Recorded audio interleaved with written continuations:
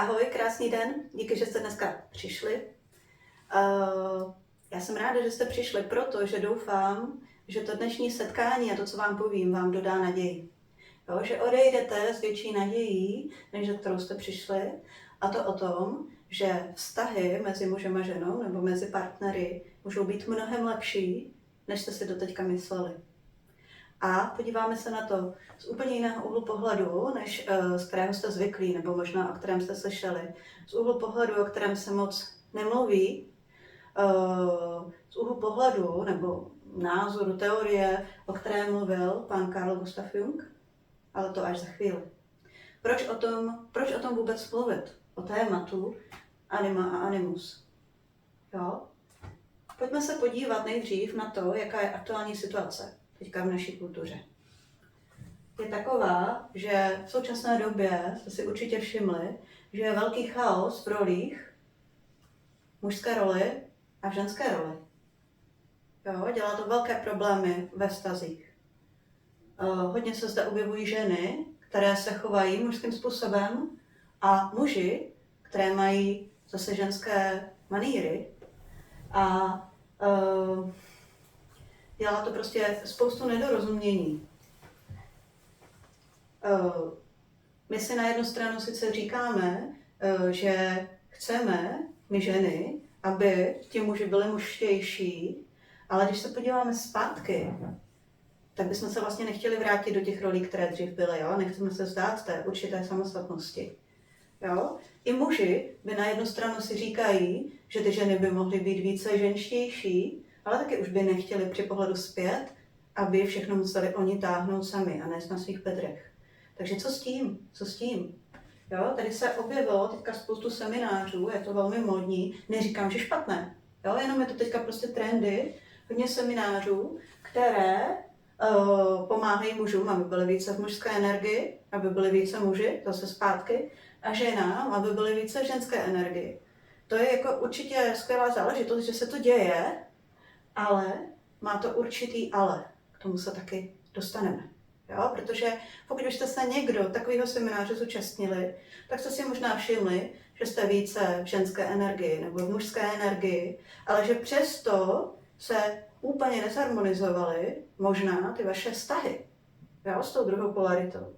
Že možná přesto jsou tam pořád jakési zvláštní třenice a vy přesto, že se cítíte víc jako muž nebo žena, tak ten protějšek jako kdyby pořád zůstává stejný. Co s tím? Čím to je?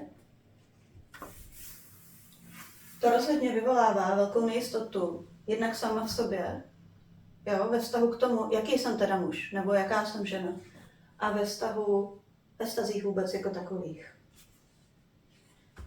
Můžeme si říct, že to, co se teďka děje, je úplně špatně. Jo? Zpátky už nemůžeme, není kam jít, to už bychom nechtěli. A to, co se děje teďka, je prostě divný. A ty současné trendy, buď víc mužem nebo buď víc ženou, situaci globálně neřeší. Jsou krokem kupředu, jsou určitě zajímavou možností, ale ne kompletním řešením. Tak co teď? Je to špatně? Je to špatně? Opravdu? Opravdu je to špatně? A i na to si odpovíme až za chvíli.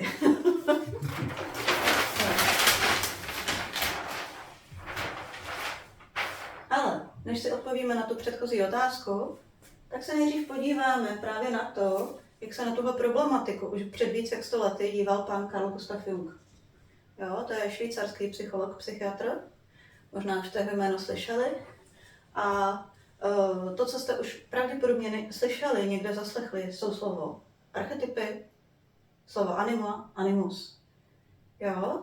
Anima a animus jsou archetypy, tohle jsou pojmy, které právě vychází z jungiánské psychologie.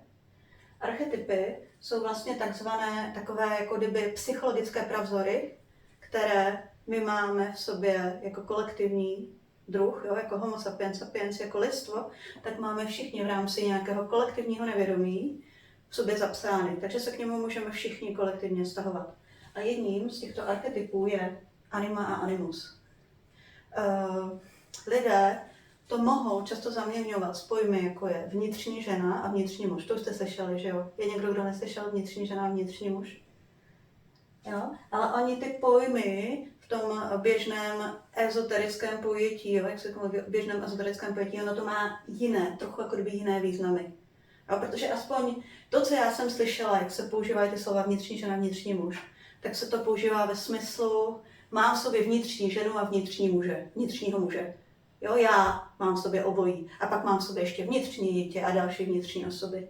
Ano, dá se tak na to dívat a rozhodně v sobě máme různé vnitřní osoby, ale já bych si vám teďka dovolila nadefinovat tyhle ty pojmy trošičku jako v jiném kontextu.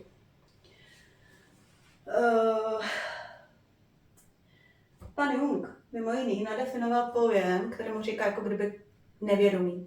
Jo, je to něco, co je hlouběji v našem, co je pod tím, co si uvědomujeme. Jednak existuje osobní nevědomí, což je nevědomí každého jedince zvlášť, které je nějakým způsobem nadefinované tím, co zažil v dětství a musel to potlačit, musel to vytěsnit z nějakých důvodů. Můžou to být v tom osobním nevědomí, můžou být i generační nějaké věci, to znamená přenesené věci z rodiny. Jo, kdo věří na reinkarnaci, tak to můžou být i otisky nějakých jako reinkarnačních podnětů, jo, nebo zážitků. Potom existuje kolektivní nevědomí, v kterém je zaznamenané vše, co není vědomé v rámci lidstva jako celku. No. Pojďme se teď podívat na anima animus. My máme 2 pohlaví. V podstatě pro obě to funguje stejně, jenom ty polarity jsou opačné. Takže, když máme muže, tedy jedince, který má mužské tělo, jo, tak jemu budeme říkat logos. Jo, muž je logos, protože má fyzicky mužské tělo. Ženě budeme říkat eros. Jo, tedy jedinci, který má ženské tělo. Teďka prosím mluvím o těch lidech, kteří jsou jednoznačně identifikovaní s tělem, jo, který pohlaví vnímají skrze to tělo, které mají. Jinak je to složitější problematika a k tomu se dneska jako nebudu vyjadřovat. Jo? Tak. Takže muž je logos, žena je eros a každý muž má v sobě svoji ženskou polaritu. Jo? Tedy nějakou velmi dominantní ženskou energii, ve smyslu dominantní ženskou postavu, které budeme říkat anima. Jo, anima je součástí jeho nevědomí, tedy není vyjádřená tělesně. Jo, je to prostě nějaký psychologický prvek, je to energetická substance, která v tom muži je. Jo, z velké míry nevědomá. Takže a u ženy je to animus. Žena má v sobě zase energetickou dominantní, jako kdyby psychologickou bytost, jo, prožitek, mužské energie, které budeme říkat animus, která není vyjádřená fyzickou energií. Takže, když už jsme tady vzali ten rozdíl mezi tím velmi populárním a známým, máme v sobě vnitřní ženu a vnitřního muže, tak tady je to jinak. Muž je logos, protože to vyjadřuje tělesně a má v sobě animu. A žena je eros a má v sobě tu polaritu vyjádřenou, nehmotnou polaritu vyjádřenou animem. Je to jasný? Jo? Za chviličku uvidíte, jaký má výhody nad tím přemýšlet právě z tohohle pohledu. Je to samozřejmě, my v sobě můžeme, jo? To není tak, že by to pojmenování vnitřní muž, vnitřní žena bylo jako primárně špatně. Jo, my když zkoumáme to vnitřní nevědomí, nebo to, jo, ten vnitřní svět, tak samozřejmě v sobě nacházíme vnitřní osoby. Některé jsou mužské, některé jsou ženské, některé jsou dětské, můžou být zvířecí, jo, můžou mít jako kdyby nějaký fantazijní nebo duchovní charakter. To je všechno pravda. Jo? Takže není to tak, že bychom v sobě nemohli zkoumat mužské nebo ženské postavy, ať už máme jakýkoliv pohlaví. Jo? Ale tohle zkuste vnímat, jako kdyby v podstatě polaritu celou. Jo, jako když máte yin a yang, tak vy prostě vyjadřujete tu jednu barvu fyzicky a ta druhá je v tom nevědomí.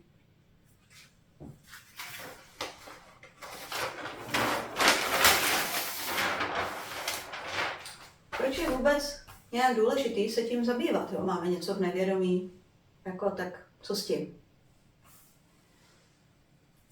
Je to proto, Nebo je dobrý se tím zabývat protože anima a animus, byť v našem nevědomí jsou, nás velice ovlivňují. A když máme něco ve vědomí, tak víme, že nás to ovlivňuje. Takže se k tomu můžeme nějak vztahovat, můžeme se na základě toho rozhodovat, můžeme se vůči tomu vymezovat, můžeme tomu říct ano nebo ne. Ale jak je součástí něco nevědomí, tak jsou to vlivy, o kterých prostě nevíme a nevíme, že to na nás působí. Jo? A my na to přesto nějakým způsobem reagujeme, takže to nemůžeme v podstatě ovlivňovat. Jo? Takže když ten vliv toho nevědomí je pozitivní, nebo konstruktivní, nebo takový, jaký bychom si přáli, no tak je to OK. Ale ono to tak není vždycky. Naopak často to, co je nevědomé a není integrované, tak nám vytváří v životě docela paseku. A protože jde o mužsko-ženskou polaritu, tak nám to vytváří paseku nejenom ve vztahu sama k sobě, ale i ve vztahu k lidem. A hlavně v partnerství. Jo? Z našeho nevědomí, ať už anima nebo animus, ovlivňují a vyvolávají v nás touhu najít tu naši pravou polovičku. Jo? Takový ty touhy, o kterých se sníme u těch my ženy o romantických seriálů, ale věřím, že i pánové mají jakési své touhy mít prostě tu pravou ženskou, která k nim patří.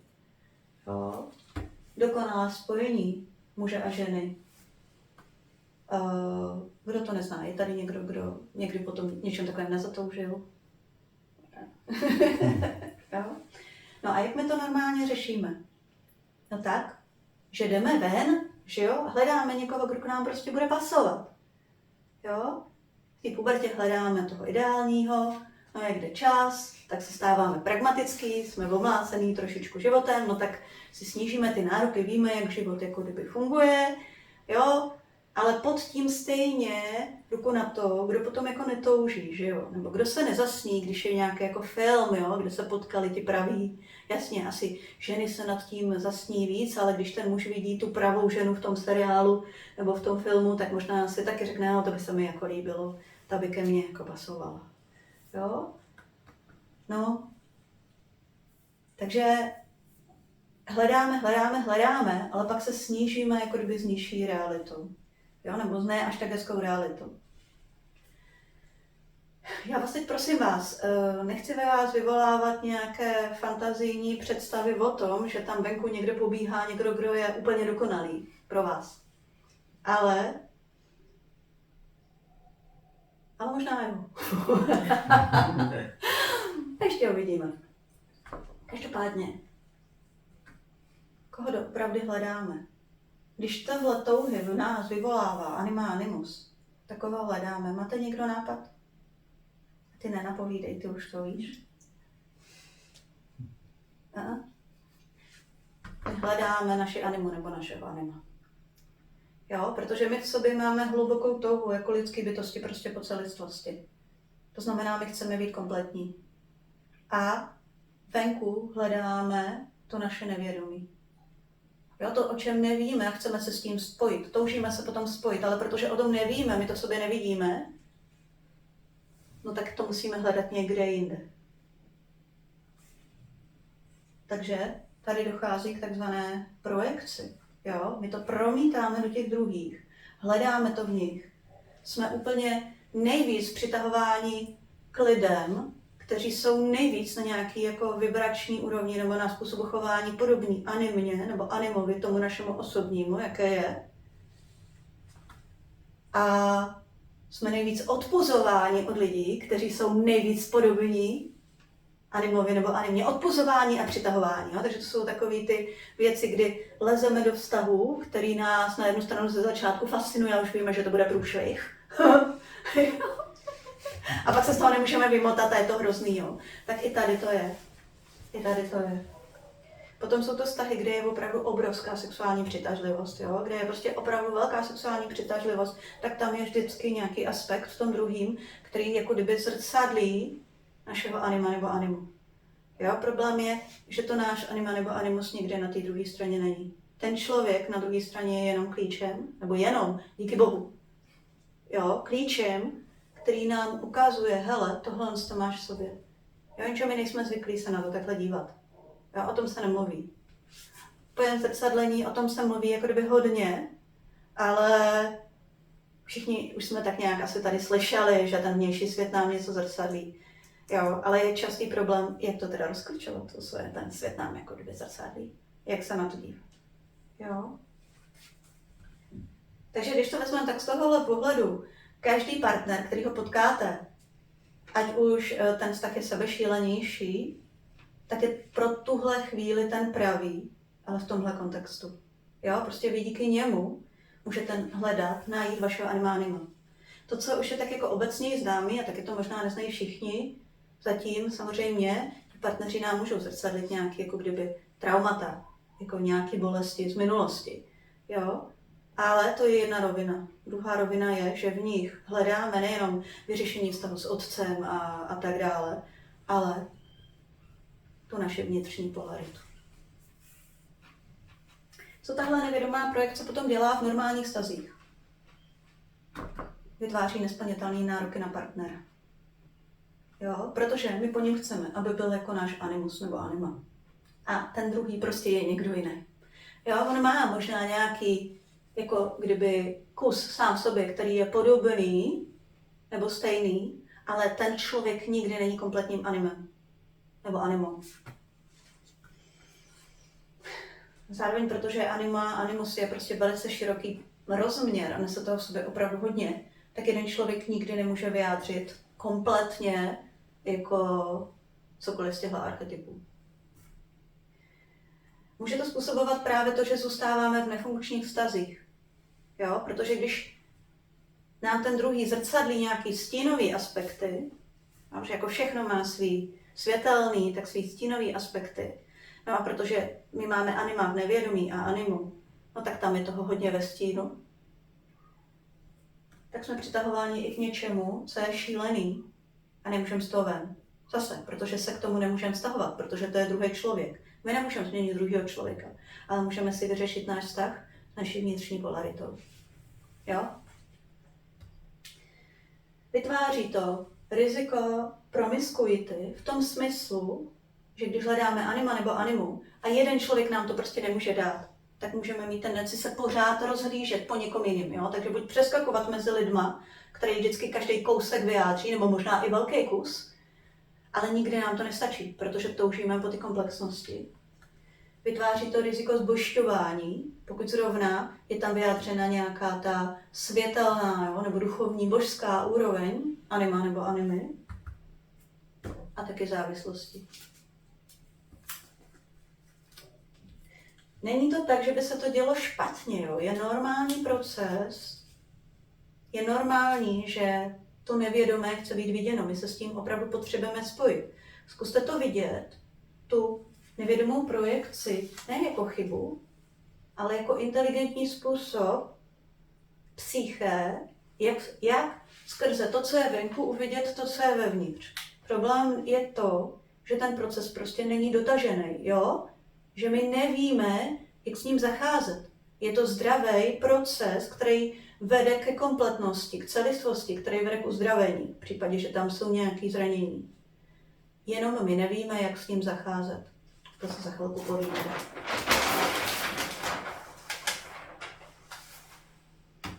Jak se ještě může projevit to, že ten, koho máte venku nějak zrcadlí anima nebo animu, vnímáte to osudově. Prostě to je ten pravej a my se známe milion životů. Prosím vás, já nevylučuju, že se znáte milion životů. Opravdu možná jo? Jo, já si za sebe i myslím, že minulý životy jsou. Každopádně nikomu to nenutím, jo? Abyste s tímhle zacházeli, nepotřebujete věřit. V podstatě na nic takového. Každopádně, jak mám pocit, že to je osud a nemůže to být nikdo jiný. Vždycky je to anima animus, jo? Je to obrovská zamilovanost. Když okamžitě víte, že to je ten pravý, od jak živa ho znáte a beznadějně mu propadnete, zrcadlí vašeho anima nebo animu. A i kdybyste se s tou bytostí znali 150 minulých životů nebo i ten milion životů, tak stejně možná, že už všechny ty životy jste místo toho, abyste se podívali do sebe, dívali na něj venku. Jo? Tak. Takže když se vám tohle děje, je to zase projekce. Nebo dělo. Je někdo, kdo to jsem teďka řekla, aspoň někdy v životě jednou nezažil. A myslím, že že to známe všichni, že tak. Takže co je tím řešením? Máte někdo nějaký nápad? Tady se to ještě nečtěte. To měla zakrýt. Poznat v sobě toho svého anima, když se může. Aha, super. Aha, přesně. Jo. Hlavně je rozpoznat to jako vnitřní sílu, vůbec ho uvidět a potom s nimi kultivovat vztah. Protože když se začnete vztahovat, když rozpoznáte v sobě anima nebo animu, tak je to potom kultivace vztahu jako každá jiná. Jo, s každým jiným. Když jsem s něčím splynutá, když jsme jedním, jak se k tomu můžu vztahovat? Nějak. Když o tom vím, jo, ať už se tam objeví cokoliv, a my když začneme poznávat anima a animu, tak ze začátku to nemusí být úplně jako hezké, jo, protože tím, jak jsme to neviděli, tak to můžeme nacházet i stínové aspekty. Ale jakmile už někoho vidíte před sebou, no tak se k němu můžete vztahovat. Můžete ho vidět, uvědomit si, jaký je a prostě nějak si k němu ten vztah definovat. A vy tím, že se s ním poznáváte, tak on si definuje jeho vztah, nebo jo, k vám. Takže se to vyvíjí jako jakýkoliv vztah. Prostě až ve chvíli, kdy se poznáte, může mezi vámi vznikat vztah, který nějak se vyvíjí a roste. Do té doby ne. Takže to je velký krok, jakmile s tím začnete. Jo, když si tohle neuvědomíte, budete pořád jenom hledat venku. Buď celoživotně hledat venku, anebo to, co známe, prostě smíříme se zmíň, ale někde uvnitř budeme mít pořád pocit, že nám něco chybí. Nebudeme schopni docenit partnera, kterýho mám vedle sebe, přestože je to třeba úžasný člověk. Jo, protože on nemá jak nám dát nás samý. Jo, my sebe musíme najít v sobě. Takže znovu, partner je klíčem, ale ne samotným animem anebo animou. A je to tak v pořádku. Proč má vlastně smysl kultivovat, ještě další smysl kultivovat tady vztah s animem anebo animou? Ještě vás něco napadá? To tady není napsaný. No, protože to je jediný chlap nebo ženská, který máte až do konce života. Takže, ať už se vám líbí, nelíbí, chcete nebo nechcete, jako smůla. Prostě, jo, je to vaše vnitřní síla, takže to je investice, která se v každém případě jako vyplatí. Není to jednoduchá cesta ze začátku, ale má to obrovské benefity. No, a když se ten vztah kultivuje, tak to vede směrem k něčemu, co pán Jung nazval posvátná svatba, ale my to můžeme najít v mnoha různých kulturách. Je to vlastně symbolicky je to i to, co symbolizují jako svatby i v naší kultuře. Je vlastně touha po té celistvosti, i když pak víme, jak to po těch svatbách vypadá, jo? Že nekončí to jak v pohádce a žili spolu šťastně až do smrti. Prostě jsou tam další různý úskalí a etapy v těch vztazích. Tam můžou být dobré vztahy, ale prostě není to tak idylický. Ale to je vlastně touha po tady té celistvosti, kdy anima a animus, nebo spíš jako jo, tyhle síly v nás, vytvoří harmonický celek a v nás to vyvolá prostě velký pocit komplexnosti. Takže když to najdeme v sobě, nemáme potřebu sytit se tím zvenku. Jo, není to tak, že bychom pak už nechtěli mít partnera. Možná, že nikdo nebude potřebovat už potom partnera, ale o to nejde. Jo? Naopak pak náš partner vedle nás získá prostor a svobodu pro to být sám sebou. Jo? Protože dokud my v něm hledáme anima nebo animu, tak nevidíme jeho. Jo? Pak se nám na něm líbí to, co je jako my, jo? To naše nevědomí, a štve nás čím je jiný, protože nám to chybí. A vede to potom i k tomu, že nějaké jeho kvality, který jako nezrcadlí, anima nebo animu nás nezajímá. Nejsme schopni je jako rozpoznat, ocenit, vyvíjet se jiným způsobem, třeba vedle nich. Jo? Nebo díky nim. Protože ta potřeba, ta nutkavost, jako integrovat se, je tak obrovská, že to prostě jako jinak nejde. Jo? To my si nemůžeme jako pomoct. To člověk se může být rozumný, může si říkat, ale hlavou ví, ale ten je skvělý třeba, jo? Má to a to a to. Ale je to jako na úrovni té hlavy. Jo? Ale prostě ta potřeba být kompletní je tak veliká, že na té pocitové rovině si nemůžeme pomoct. Takže co se stane? Když se integruju anima nebo animu, a to nemusí být až na konci, ono se to děje průběžně, protože ta integrace je průběžná, tak v průběhu té integrace se děje to, že vy, jak už to nepotřebujete po tom druhým, tak tam, kde je ten partner podobný nebo stejný jako váš animus, no tak se vám to líbí, protože prostě tady jste si podobný, tady si rozumíte, a tam, kde ne, tak se najednou na to začnete dívat, jako kdyby na novou možnost, která je zajímavá. Jo? Nebo možná ne úplně, ale v mnoha ohledech najednou se vedle té jeho kvality můžete začít vyvíjet. Jo? Například, abych to řekla konkrétně, já nevím, kdyby třeba žena toužila po muži, který je jako hodně silný a autoritativní, ani protože ten její animus takové je, a měla by jemnějšího partnera. Jo? Tak ve chvíli, kdy se to najde v sobě a vyrovná se s tím, tak možná najednou ta citlivost toho jejího muže jí dovolí se v něčem uvolnit a užít si citlivé prostředí, který do té doby možná říkal, že chce citlivější přístup, ale nebyla schopná přijmout, jo? Protože prostě nutkavě hledala autoritu. No, takže teprve potom se bude moct učit kvality, které třeba neměla v rodině. Nějaká otázka k tomu v tuhle chvíli?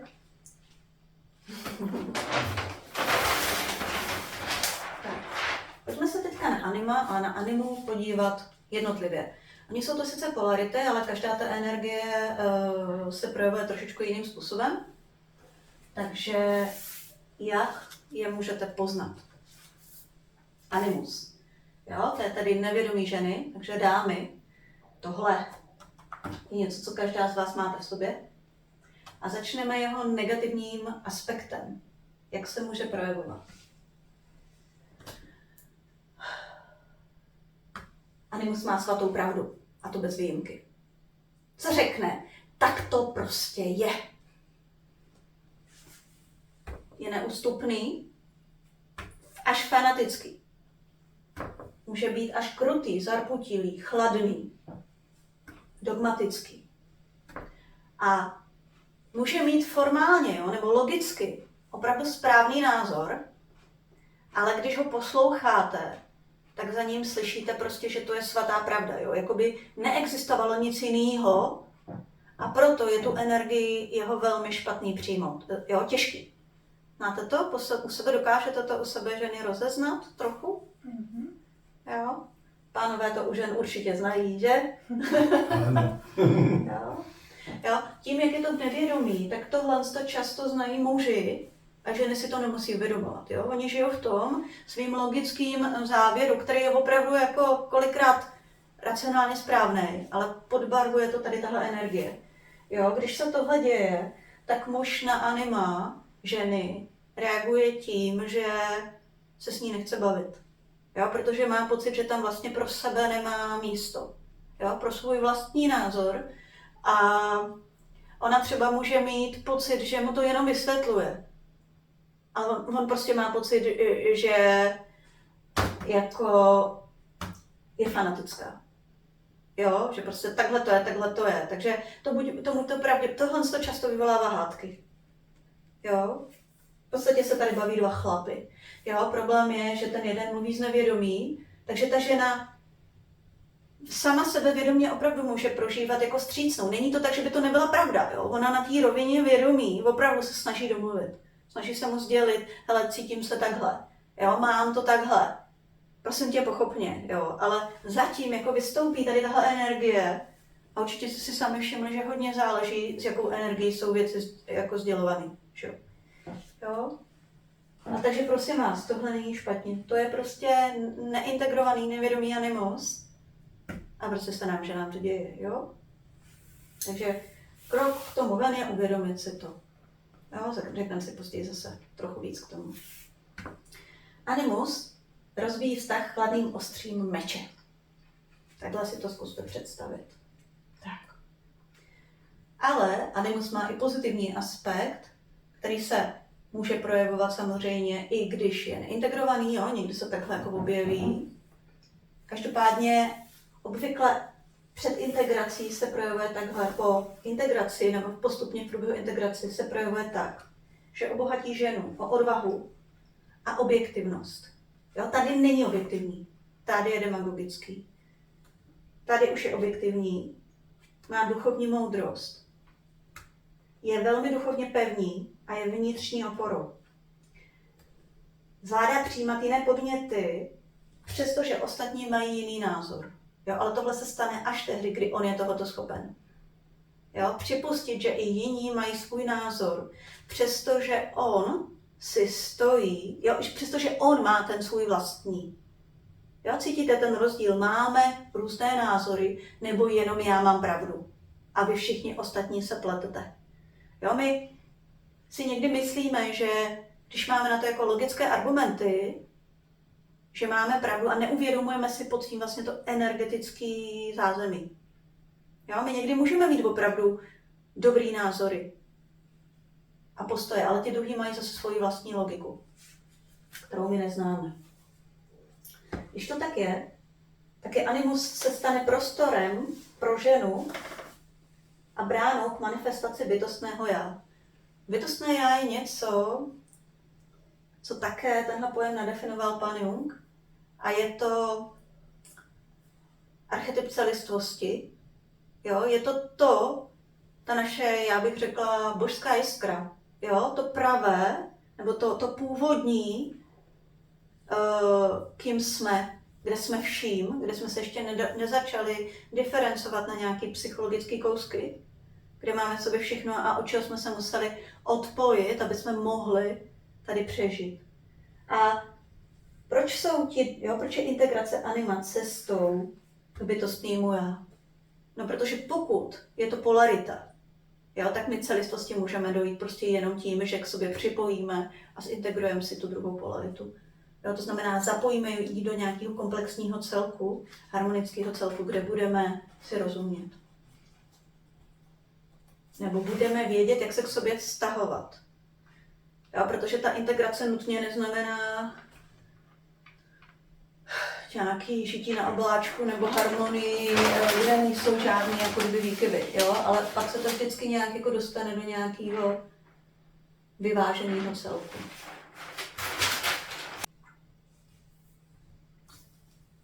Takže vývojové fáze anima. No, to není celou dobu stejný. Jsou 4 vývojové fáze, v jaké můžete svého anima poznat, dámy. První ta fáze je projev fyzické síly, kdy animus je velmi zatížen na tělo a můžete ho v tom vnitřním světě vidět například jako atleta nebo svalovce. Druhá fáze je, kdy on je pragmatický a je schopný plánovitě jednat, je organizátorem.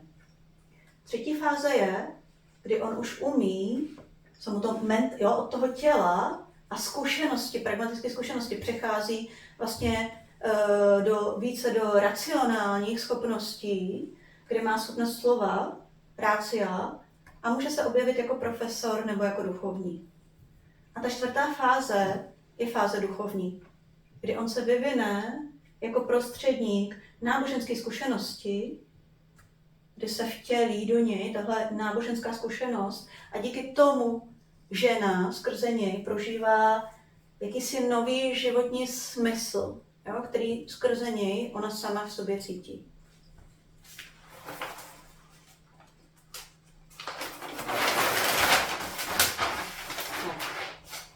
Takže pánové, teďka zbystřete, protože teďka se podíváme na vaše nevědomí, na vaši animu. Takže opět, když je anima neintegrovaná, tak se projevuje jako negativním způsobem. Projevuje se jako náladová, má velký chtíč, pořád něco chce a nic jí není dobrý. Neustále je nespokojená, je nezralá a má často pornografickou podobu. Může podvádět a může manipulovat. Jo? Takže tady vidíte něco, čemu se říká vlastně stín ženy, Tím vším se v naší kultuře snažíme nebýt. Jo? Ale ono to patří, když se na to podíváme, k ženské energii. Mimochodem, víte, proč žena, když si ráno stoupne k šatníku, přestože ho mám plné, nikdy nemá co na sebe? No, nevíte? Protože ženou, jak prochází spousta emocí a ona skrz to oblečení chce vyjádřit, jak se zrovna cítí, prosím vás, jo, tak to jeden šatník nemůže obsáhnout. Takže to je úplně normální. A prosím vás, když tohle dělá ráno pán a nemůže si vybrat tu košili k té kravatě, tak kdo to v něm dělá? No, ano, přesně tak. Jeho anima. Takže když jdete nakupovat s pánem, který si rychle vybere trenky a chce to mít za sebou, tak tady ho anima neovládá. Jo, když krásně ten materiál celý prostě chce vědět a střih a teď si zkouší už 10. trenky se nemůže zkoušet, ale košily, tak prostě nás tohle je všechno anima. Jo. I když se pán klepne při zatolkání hřebíků do prstu, tak ten, kdo prostě nadává, je anima. Jo, abyste jako věděli. Anima udržuje vztah za každou cenu, a to i kdyby ho měla zničit. A nebo ho ničí právě proto, aby ho udržela. No. Neintegrovaná, nebo její stínový aspekt. Ona se tak samozřejmě může projevit i jako integrovaná, ale ta integrace prostě potom vytváří jako vlastně něco nového. Tak, pozitivní aspekt. Takže když si muž zintegruje svoji animu, tak ona mu potom přináší kvalitu prožitku. Ukazuje se přes mužovy nálady, estetičnost, pocity očekávání a fantazie. To se samozřejmě ukazuje i v tom stínovém aspektu, ale tady mu prostě přináší jinou kvalitu tohohle prožitku. Nese schopnost navazovat vztahy, zodpovídá za nalezení zdravé životní partnerky. Je průvodkyně muže v komunikaci s jeho vnitřním světem a opět znovu s jeho bytostným já. A to tam, ale pouze tam, kde ji muž bere vážně. Sám sobě. Jo? Protože pokud je anima neintegrovaná, tak ona toho muže často ovládá přes jeho ty touhy. Jo? Často přes ty sexuální touhy, ale vlastně on pokud ji nebere vážně, tak ona ho vede jinam. Ona ho vede jinam a nevede ho k těm hlubším duchovním hodnotám, který by mohl on sám v sobě najít. Integrovanou animu potom muž projevuje skrze umění, psaní a tanec. A co je dobrý vidět, že muž může nevědomě animu projikovat do lodě nebo do auta, jo, do něčeho luxusního, o co se stará potom jako o náročnou milenku. Nemusí to být vždycky jako žení. Může to být i ten důvod, proč třeba ve vztazích. Jo, někdo má fajn vztah, ale jako by mu v tom něco chybělo a najednou ho táhne někdo, kdo je vlastně úplně nevhodný. Jo? Nebo muž má doma tu hodnou ženu a táhne ho prostě nějaká jiná, která je divočejší, možná povolnější, jo? Nebo jí se projevovat v podstatě stínové aspekty, ty neintegrované aspekty animy a toho muže to tam táhne. Jo? Ať už si to dovolí, anebo nedovolí, jo? Muž nebo žena, tak v podstatě to, co nás tam přitahuje, jsou stínové aspekty, neintegrovaný anime nebo anima, což potom ohrožuje naše dlouhodobé vztahy. Jo? Ale tak to vůbec být nemusí. Jo? Nemusí to být tak, že ten chlap má, nebo ta žena má doma hodnýho chlapa, jo? Hodnou manžela nebo manželku a musí si najít nějakou milenku, který vyjadřují tu druhou polaritu. Jo? To je projev neintegrace. Přirozený projev neintegrace, ne chyba. Jo, je to zase touha po celistvosti. Tak, jak se vyvíjí anima? Teď máme tady 4 základní vývojové fáze. A protože to je jako evoluční vývoj, jo, tak se tady můžete dívat, že to je od jakýchsi nejprimitivnějších podob až po jako kdyby nejduchovnější podoby, jo, stejně tak, jako to bylo u anima. Ta první fáze je primitivní a budová. Můžete si ji představit jako archetyp Evy nebo Lilith. Druhá fáze se projevuje jako romantická krása, jako například byla Helena. Víte, kdo byla Helena? Jak kvůli ní byla trojská válka. Krasavice. Jo? Tady v těchto 2 vývojových stádiích se projevují sexuální prvky. V těchto dalších 2 už se projevují duchovní prvky. Třetí fáze je duchovní láska, schopnost duchovní lásky a může se projevovat jako například Panna Maria. A 4. fáze jako moudrost. Jo? 4. fáze sebou nese velkou moudrost, která se projevuje například jako Aténa, nebo jejím symbolem může být pojem Sofie. Není to tak, že by jedna z těch vývojových fází byla dobře nebo špatně, jo? Abyste si teďka nezačali přemýšlet, kde teda jsem a nebo nejsem a kde mám nebo nemám být. Jo?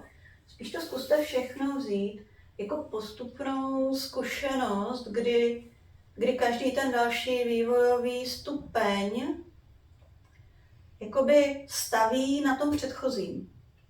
Jo? My to, že teďka umíme nějaký vyšší matematický rovnice, tady aspoň středoškolský třeba, jo, museli jsme se začít učit tím 1+1. A doteď potřebujeme 1+1, aby jsme něco sečetli, jo. Takže není to tak, že my tohle plně se na to jako je najednou nehodnotný a nemáme to v sobě mít. Jo, jde o to, že když to nemáme integrovaný, ono nás to ovládá. Jo, když jsme to přeskočili, jo, je to jenom někde v našem nevědomí, protože jako jsme nedostali kulturně prostor nebo v naší rodině prostor si to zvědomit a nějak se s tím prostě jako popasovat, tak to sobě buď vytěsňujeme a na nás to pak ovládá, jo, anebo s tím musíme bojovat, nebo nám to prostě chybí. Jo, v naší kultuře jsou hodně ty primitivní pudové prvky potlačený. Jo, potom třeba, když se jde na ty ženský semináře, tak tam se učí ty ženy spojovat, jo, tady s těma divočejšíma částma, což je jako kdyby vlastně na jednu stranu dobře, jo, ale tady není cílem, aby se pak ty ženy staly prostě nějakýma jenom primitivníma jako divoškama, jo, stejně jako my se nemáme vrátit do té první třídy. My potřebujeme mít všechny ty kroky nějakým způsobem sobě uchopený takovým způsobem, aby jsme na nich mohli jako kdyby stavět a samozřejmě není špatně, když to děláme vědomě, se do jakýkoliv fáze, kdykoliv dostat, když je to zrovna vhodný. Jo, když se vám to zrovna hodí, nebo je to prostě nějak důležitý, proč z toho jako kdyby netěšit? Jenže ono to má jiný dopady, když nás to ovládá. Jo, když třeba žena příliš v nějaké fázi té integrace a nevím, chodí na ty semináře, tak jí příliš popadne Lilith a ona potom si zničí vztah třeba, jo, protože zrovna teď to potřebuje naplno prožívat. A to není špatně, jo, ale když si myslí, že se tímhle má stát, je to jí plná identifikace a neví ten další krok a je v tom podporovaná, jo, nějakým lektorem, třeba doktorkou, tak na základě toho dělá rozhodnutí. Jo, když ale uvědomuje si, že je to prostě teďka jako fáze, kterou ona si potřebuje dožít a si integrovat, aby se jí to pak harmonicky zapojilo do toho kompletního celku, ty celistvosti, tak to potom k tomu vědomě se vztahuje jinak. Jo? Máte k tomu někdo otázky? Je to srozumitelný? Tak, pojďme dál. Takže, jak vypadá osobní podoba anima nebo animy? Jo, protože my jsme si na začátku říkali, že vlastně máme kolektivní nevědomí a pak máme osobní nevědomí. V tom kolektivním nevědomí, anima, jako tedy kolektivním nevědomí celého lidstva, tedy všech mužů a všech žen, jo, tak ta anima a animus mají podobu všech mužů, animus všech mužů, který kdy byli až do teď. Jo, takže je tam prostě opravdu jakákoliv podoba mužské energie, která byla od úplně pravěkých mužů až prostě po současného moderního muže a všechny jeho projevy. Stejně tak jako kdyby u animy, jo? Takže tam je opravdu všechno. Ale osobní anima nebo animus mají podobu vystavenou na základě naší biografie a našich generačních vlivů. To znamená, je to jakýsi otisk energie rodiče a dominantních jedinců opačného pohlaví v rodě. Jo, já si někdy se někdo ptá, jestli je to prostě jenom těch lidí, který jsme znali nebo který na nás působili. Nutně to tak vůbec nemusí být. Stejně jako víte, jo, že jsou transgenerační přenosy, jo, kdo znáte třeba systemické konstelace, tak na nás můžou působit transgenerační přenosy generace zpátky, jo, tak je to spíš, jako kdyby nějaká kvalita těch jedinců toho opačného pohlaví, která se v tom rodě nějakým způsobem kumulovala. No, takže není to jenom otec nebo jenom matka. Takže když se na to podíváte už z tohohle pohledu, tak v podstatě animos osobní nebo anima v sobě nese souhrn vícero jedinců.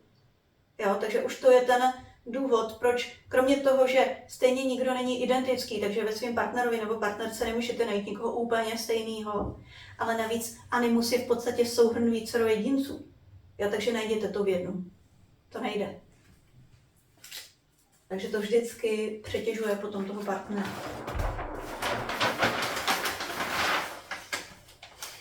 Tak. Až teď jsme to měli každý zvlášť. Pojďme se na to teďka podívat tak nějak jako kdyby dohromady, jo?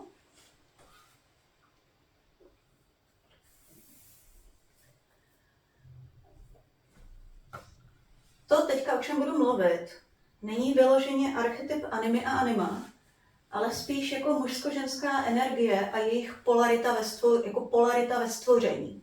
Jo, jako takové. Protože teď jsme se bavili o anima a animusu, jakými si obrazy v podstatě jako kdyby muže a ženy, ale my můžeme mít i ta polarita mužsko-ženská, stejně jako yin yang, se může projevovat i jako kdyby v jiných věcech. Jo, za chviličku vidíte. Takže ten jejich vývoj kopíruje evoluční vývoj psychiky. Jo, to jste mohli vidět i v tom vývoji. Původně jsme byli jako pravěcí lidé, tak jsme byli samozřejmě zaměření na tělo, neměli jsme, jo, prostě vyvinutý, postupně jsme se vyvinuli pragmaticky, pak se teprve začala rozvíjet rácio, pak se začala vyvíjet nějaká větší duchovnost, jo, takže tam v těch fázích můžete vidět i evoluční vývoj psyché, stejně tak se vyvíjí i jedinec, jo, takže to prostě nemůže jít jinudy. Když se podíváte, jo, na mužskou polaritu a ženskou polaritu, v ženské polaritě je často, nebo je přiřazována hmota, tedy země, jo? Ženy rodí děti, ženy tvoří fyzický život. Mužská polarita, k té patří duch nebo vědomí. Jo? Ženské polaritě patří to nevědomí, které si neuvědomuje. A zase nemluvím o muži nebo o ženě, ale o polaritách jako takových. Jo? My jako lidi máme v sobě obě dvě ty polarity. K mužské polaritě patří řád. V ženské polaritě patří chaos. A jsou to vlastně jako kdyby doplňující se polarity. K mužské myšlení, k ženské emoce. K mužské struktura, ženské beztvarost. K mužské polaritě se přirovnává, to možná znáte jako kdyby vlastně z křesťanství, jo? Že křesťanský Bůh je muž a patří k němu dobro. Jo? A tady byla ta ženská energie často braná jako v podstatě projev nějakého zla anebo ďábla. Hlavně neintegrovaná ženská energie. Jo? Jakoby ty první dvě fáze, nebo určitě první vývojová fáze anime, jo, byla hodně stotožňována vlastně jako kdyby ze zlou ďábelskou energií, když se na ten, jo, když se podíváme zpátky do historie. Jo, jakoby tady měly prostor ty dvě, ty poslední, jo, ta třetí a čtvrtá vývojová fáze, tak, které jsou ale v podstatě už víc duchovní. Takže když jsou víc duchovní, tak k čemu se blíží? Animovi. Jo? Jo, prostě tím vývojem jdou od té hmoty k tomu duchu. Tady, já vám to neříkám proto, aby jsme tady něco soudili, nebo aby jsme říkali, jak věci mají nebo nemají být. Jo, protože to není o tom, co je dobře nebo co je špatně. Ono, když se podíváte zpátky na ty vývojové fáze, první vývojové fáze, a když se podíváte na to jako evolučně, jo, tak ze začátku ta země byla divoká, byla pudová, jo, běhaly tady tyrannosauři, prostě byla spontánní, jo, sopky tady bouchaly, jo, šlo o přežití, jo, takže instinkt půdy. A to jsou ty primární vývojové fáze. který se potom otisknou vlastně do projevu psychiky. Takže se pak projevují v těch primárních fázích. My to v sobě máme všichni. Jo, akorát, že jsme se naučili, že je to vlastně špatně, že to v sobě nemáme mít. A tím, že jsme se k tomu takhle stavili a že nám dokonce vlastně bylo vysvětleno, že existuje způsob, jak to v sobě nemít, tak jsme se to naučili potlačit a buď jsme na to úplně zapomněli, a nebo když to vylízá ven a nějak cítíme, že děláme něco špatného, jo, nebo bychom to aspoň chtěli udělat, tak s tím máme jako kdyby velký morální dilema. Jo, ale to jsou, prosím vás, původní vývojové fáze a my jsme ty pudy a ty instinkty nestratili. Jo, to, co já říkám, já vás nenabízím k tomu, abyste tady naskočili na nějaký původní vývojové fáze. Jo, tehdy ty pravicí lidé co mohli dělat jinak, jo, nebo i lidi ve středověku pořád ještě měli třeba nižší úroveň vývoje vědomí než my teď. Jo, nemohli to udělat jinak, takže tam nejde o to říct si teď, no tak já mám v sobě instinkty a pudy, tak si můžu dělat, co chci. To ne, my jsme už jinde, jo. Ale když my to v sobě vytěsníme a ještě si navíc nalžem, že to v nás nemá být, máme v sobě velký vnitřní konflikt. Jo, když se k tomu k sobě postavíme, že to prostě je součástí psyché, my jsme to v sobě museli vytěsnit, jo, aby nás to furt nestrhávalo, aby nás to furt neovládalo, tehdy, evolučně, vývojové. I malé dítě musíte naučit, že nesmí těm impulzům podlíhat, že jo. A ono to nechápe, tak mu to musíte zakázat, jo. My jsme vlastně prošli podobným vývojem, jo. A teď už jde o to pochopit, co jsme si to vlastně zakázali a naučit se k tomu stahovat jako kdyby nově. Takže ne si to dovolit, ale v podstatě se s tím smířit. Jo? Nebo si to dovolit tam, kde to jako ten impuls není škodlivý.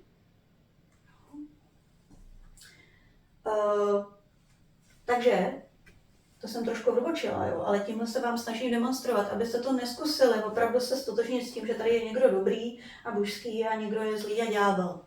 Jo, tady v podstatě to ďábel je synonymum, nebo to zlo je synonymum tomu, co my považujeme normálně za instinktivní. Jo, protože když ten Tyrannosaurus někoho roztrhá, tak my nějak jako vidíme, že tak co má dělat, je to zvíře, jo. Ale když se objeví tyhle ty instinkty z lidské psychiky, tak už říkáme, to je zlo.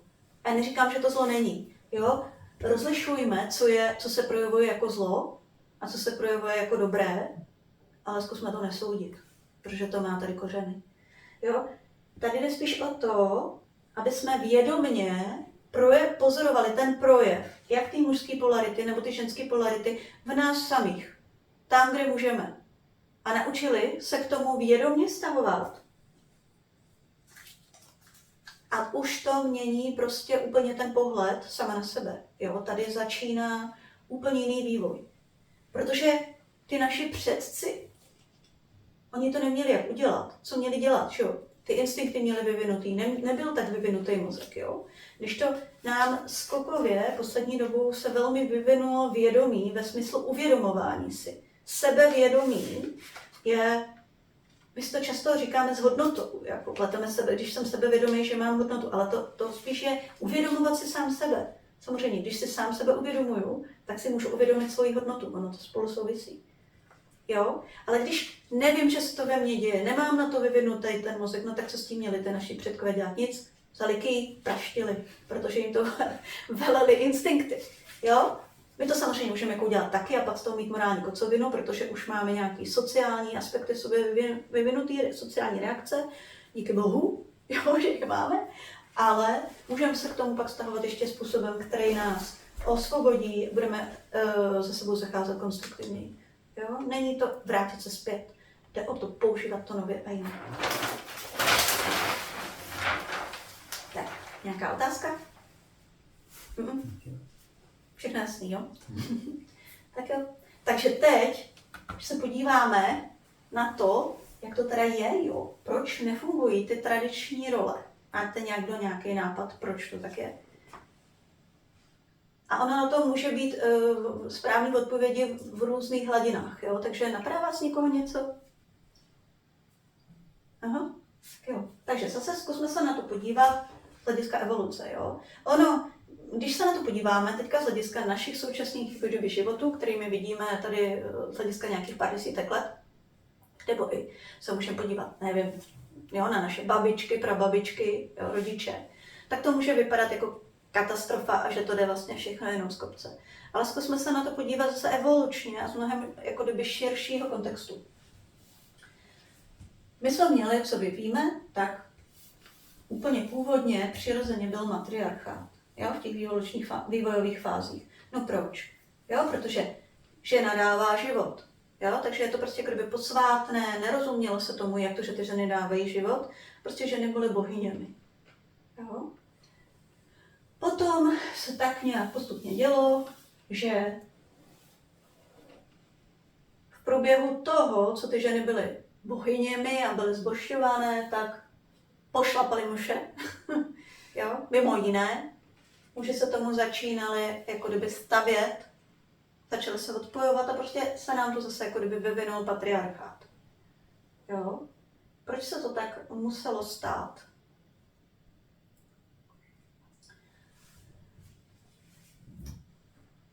Ono se to děje vlastně, to, co vám říkám, je evoluce lidstva a zároveň se na to můžete dívat, jako kdyby to se děje jako evoluční vývoj psychologický i u jedince.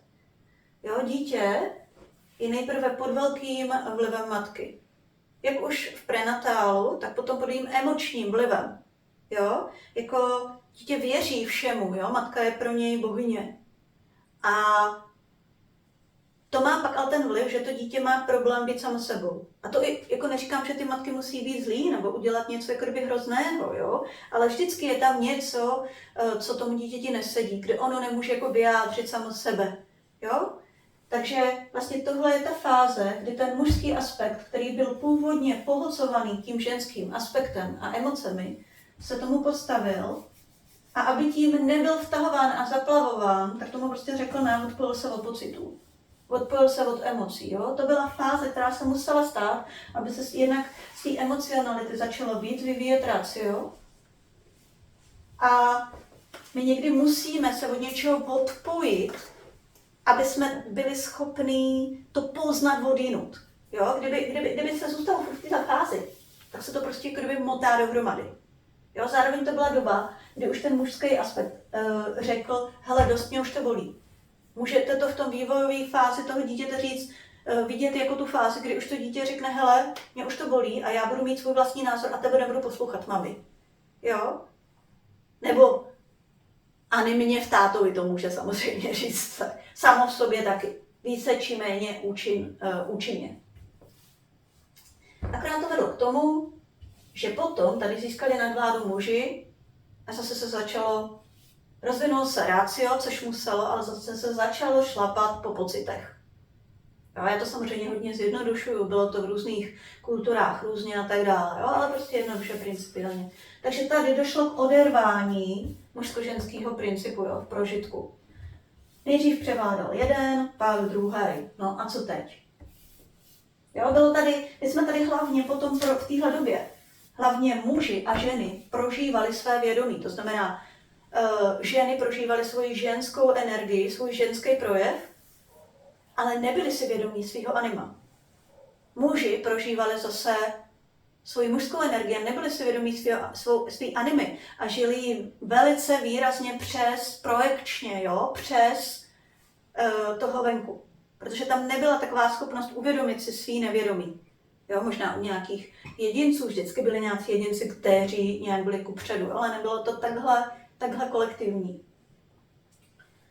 Jenže my už se teďka dostáváme do doby, kdy se věci mění. Jak se to vědomí vyvíjí, tak se děje to, že jak je ten vlastně přirozený zákon, že vše, co je nevědomé, má potřebu být zvědoměné a člověk je takovej úžasná promítačka, skrz kterého můžou jít ty nevědomí obsahy. Jo, takže nám, jak se vyvíjí ta schopnost sebereflexe, sebeuvědomění, no tak to nevědomí si žádá něco nového. Jo? Takže jsme se dostali do nějaké jakési vývojové fáze, kdy si už animus v ženě řekl, hele, mě už to jako nebaví. A zřejmě vytvořil feminismus, založil feminismus. Já se osobně domnívám, že feminismus není hnutí žen, ale anima. Jo? Kdy se prostě animus vylezl, vstoupil ženě do vědomí, začal se stavět a najednou prostě chtěl být jako, no mít ty možnosti, protože on je chlap, že? Jo, pak se to postupně, to se asi nedá říct přesně kdy, začalo objevovat u mužů. Jo, takže když vezmete současný muž, jo, tak jako je emočnější, jo, má rád prožitky, rád si užívá nějaké estetické záležitosti, víc než dřív. Jo? Současní muži jsou tak nějak globálně jemnější, protože zase jejich anima vstupuje jim do vědomí. Jenomže my nevíme, že se nám to děje. A takže jaký to dělá zmatek v těch rolích, že jo? Jo? Tedy my, to, co se teď, čemu se říká, že ženy jsou příliš mužské, je proto, že ženy jsou identifikované se svým animem. A když jsou muži zženštělí, tak jsou identifikovaní s jejich animou.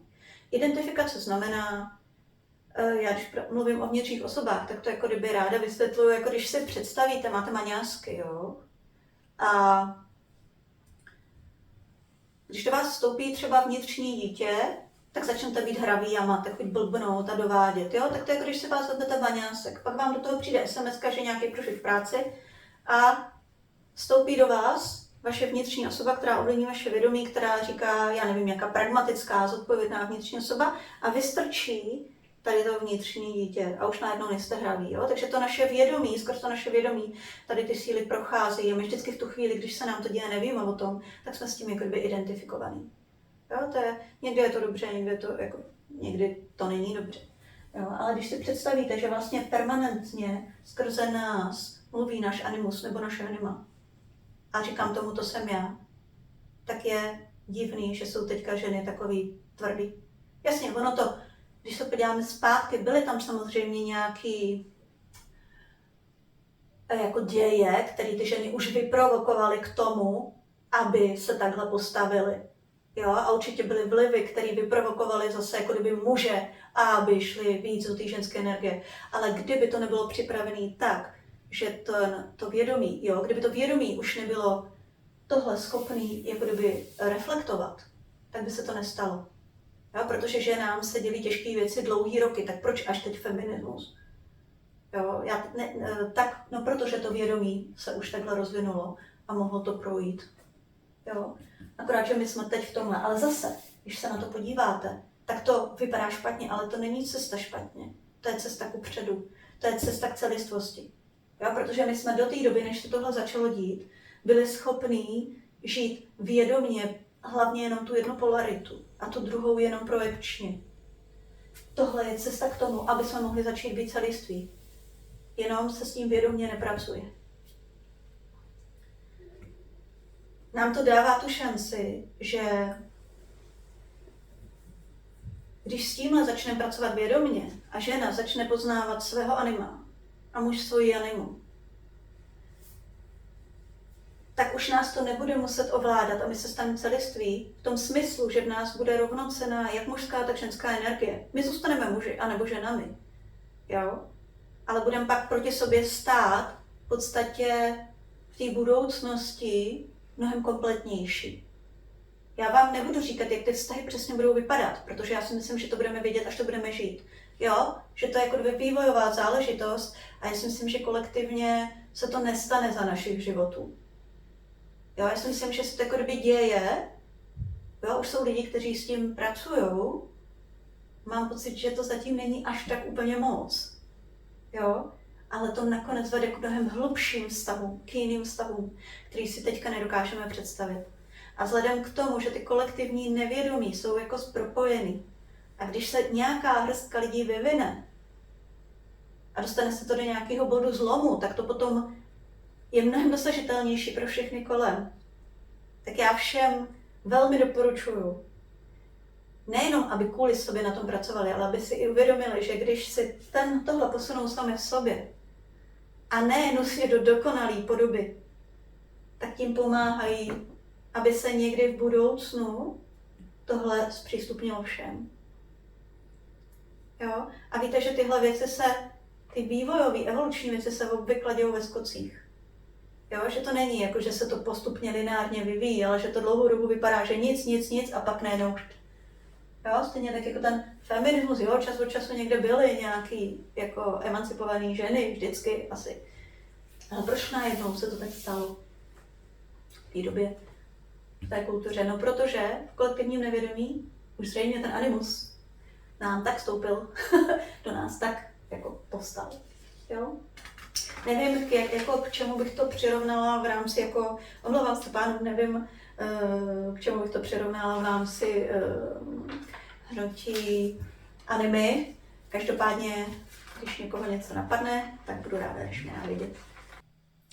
Tak, povězme si teďka něco k tomu, o tom, jak se vyvíjí vztah anima, jo, tedy mužské polarity, k animě, jo, k ženě. Ta první fáze je ta, že ten mužský aspekt, ten animus je zaplavený tím ženským, jo, jako v té první fázi. Zaplavený emocemi, podléhá té ženské energii, nedokáže se jí vymezit. Může v ní fascinovaně zhlížet, ale může mu taky být blbě z toho, jo, co ona s ním dělá, jak je jí oddaný. Neumí se vymezit. Druhá fáze, aby se z toho dostal ven, je muž, který je nezávislý.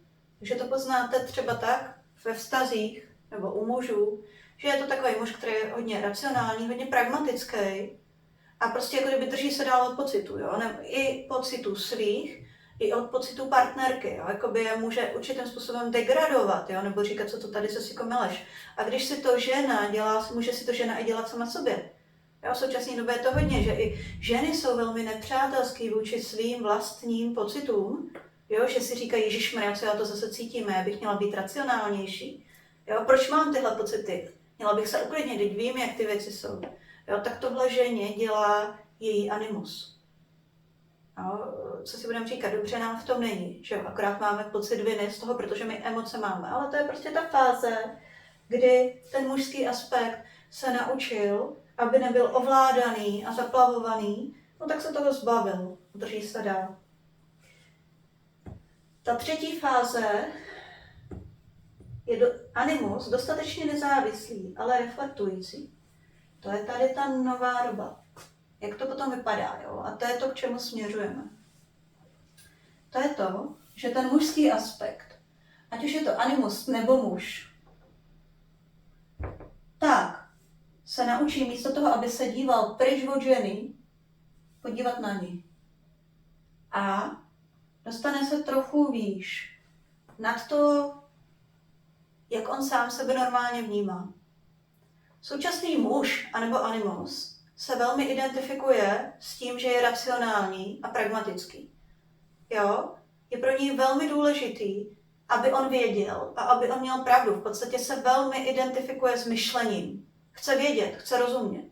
Jo? Zkuste si uvědomit, jak je pro nás na nějaký úrovni těžké nevědět. Jak se tím cítíme ohrožený. Jo? Jak je s tím já vím, spojeno naše sebehodnocení.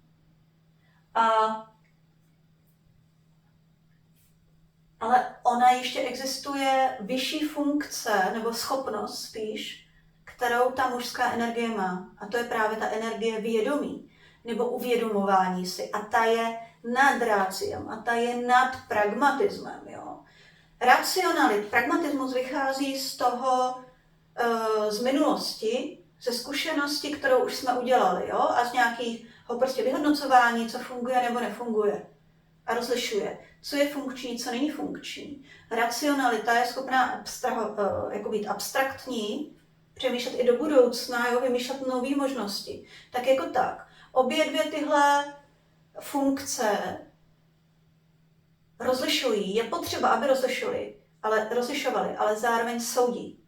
Jo, soudí, co je dobře nebo co je špatně, co má existovat nebo nemá existovat. My na nějaký rámci jako života potřebujeme samozřejmě umět jako rozlišovat, jo. Ale tady už je to problém. Když toto vědomí, ta schopnost je nezaujaté dívání se. To znamená, já se dívám, jak věci jsou, já je nesoudím. Já neříkám, je to dobrý, anebo je to špatný. To znamená, když se tady ten muž otočí k té ženě a bude se na ní dívat, a teď uvidí ty její stínové aspekty. Případně, když se otočí ke svý animě a uvidí její stínové aspekty, které jsme si předtím řekli, takže to prostě může být nenasytná mrcha, že jo? Jo? Která se stará jenom sama o sebe a v podstatě není schopná tvořit vztahy, protože jenom sama chce bude ukájet, sama sebe chce uspokojovat, jo? To jsou ty nejnižší úrovně ženské energie. No tak jí řekne, taková nemáš být, to je špatně. Protože to má vyzkoušený z pragmatické zkušenosti, protože tím trpěl, že jo? A ono to opravdu dělá jakousi paseku, jo? Takže i ty vnější výsledky tohohle chování nejsou tak úplně optimální, když vezmeme jako nějaký globální vlivy. No, takže pak zase může říct, s tebou já se nebavím. No jenom, že to už tady dělá dost dlouho. Když on se uvědomí, že on není myšlením, když se přestane identifikovat s tím já vím a dostane se na to já se dívám, tak se prostě na tu ženskou energii otočí a řekne taková si a prostě na ní se dívá. A ženská energie, ona má strašně moc projevů, ona je pohyblivá. Emoce jsou každou chviličku jiný, stejně jako i žena je každou chviličku jiná. A ten muž se dívá, jaká je. Jakoby ona tančila, jo, v tom smyslu toho projevu. Chvilku je šťastná, chvilku je nešťastná, chvilku je naštvaná, chvilku je na zabití, chvilku je klidná. Jo, a ten mužský aspekt se na ní dívá a říká jí taková jakási. Protože ta ženská energie, jak je v nevědomí, ona sama sebe nevidí. Jo, takže ten mužský aspekt tu má tu funkci, že se na ní dívá a v podstatě jí dělá zrcadlo. Ale bez hodnocení. Taková teď si sobecká, jo, teď si hamižná, ale ne, nemáš taková být. Ale teď tě takovou jenom vidím. A ona díky tomu, ona sama sebe vidí. A tak se vyvíjí. Jo? A tak se dostává do těch svých vyšších úrovní, až se dostává do té duchovní roviny. Jo, tohle samozřejmě neudělá nižší vývojový stupeň. Třeba anima, že jo? Jo, ten tělesný, ten jí zmlátí.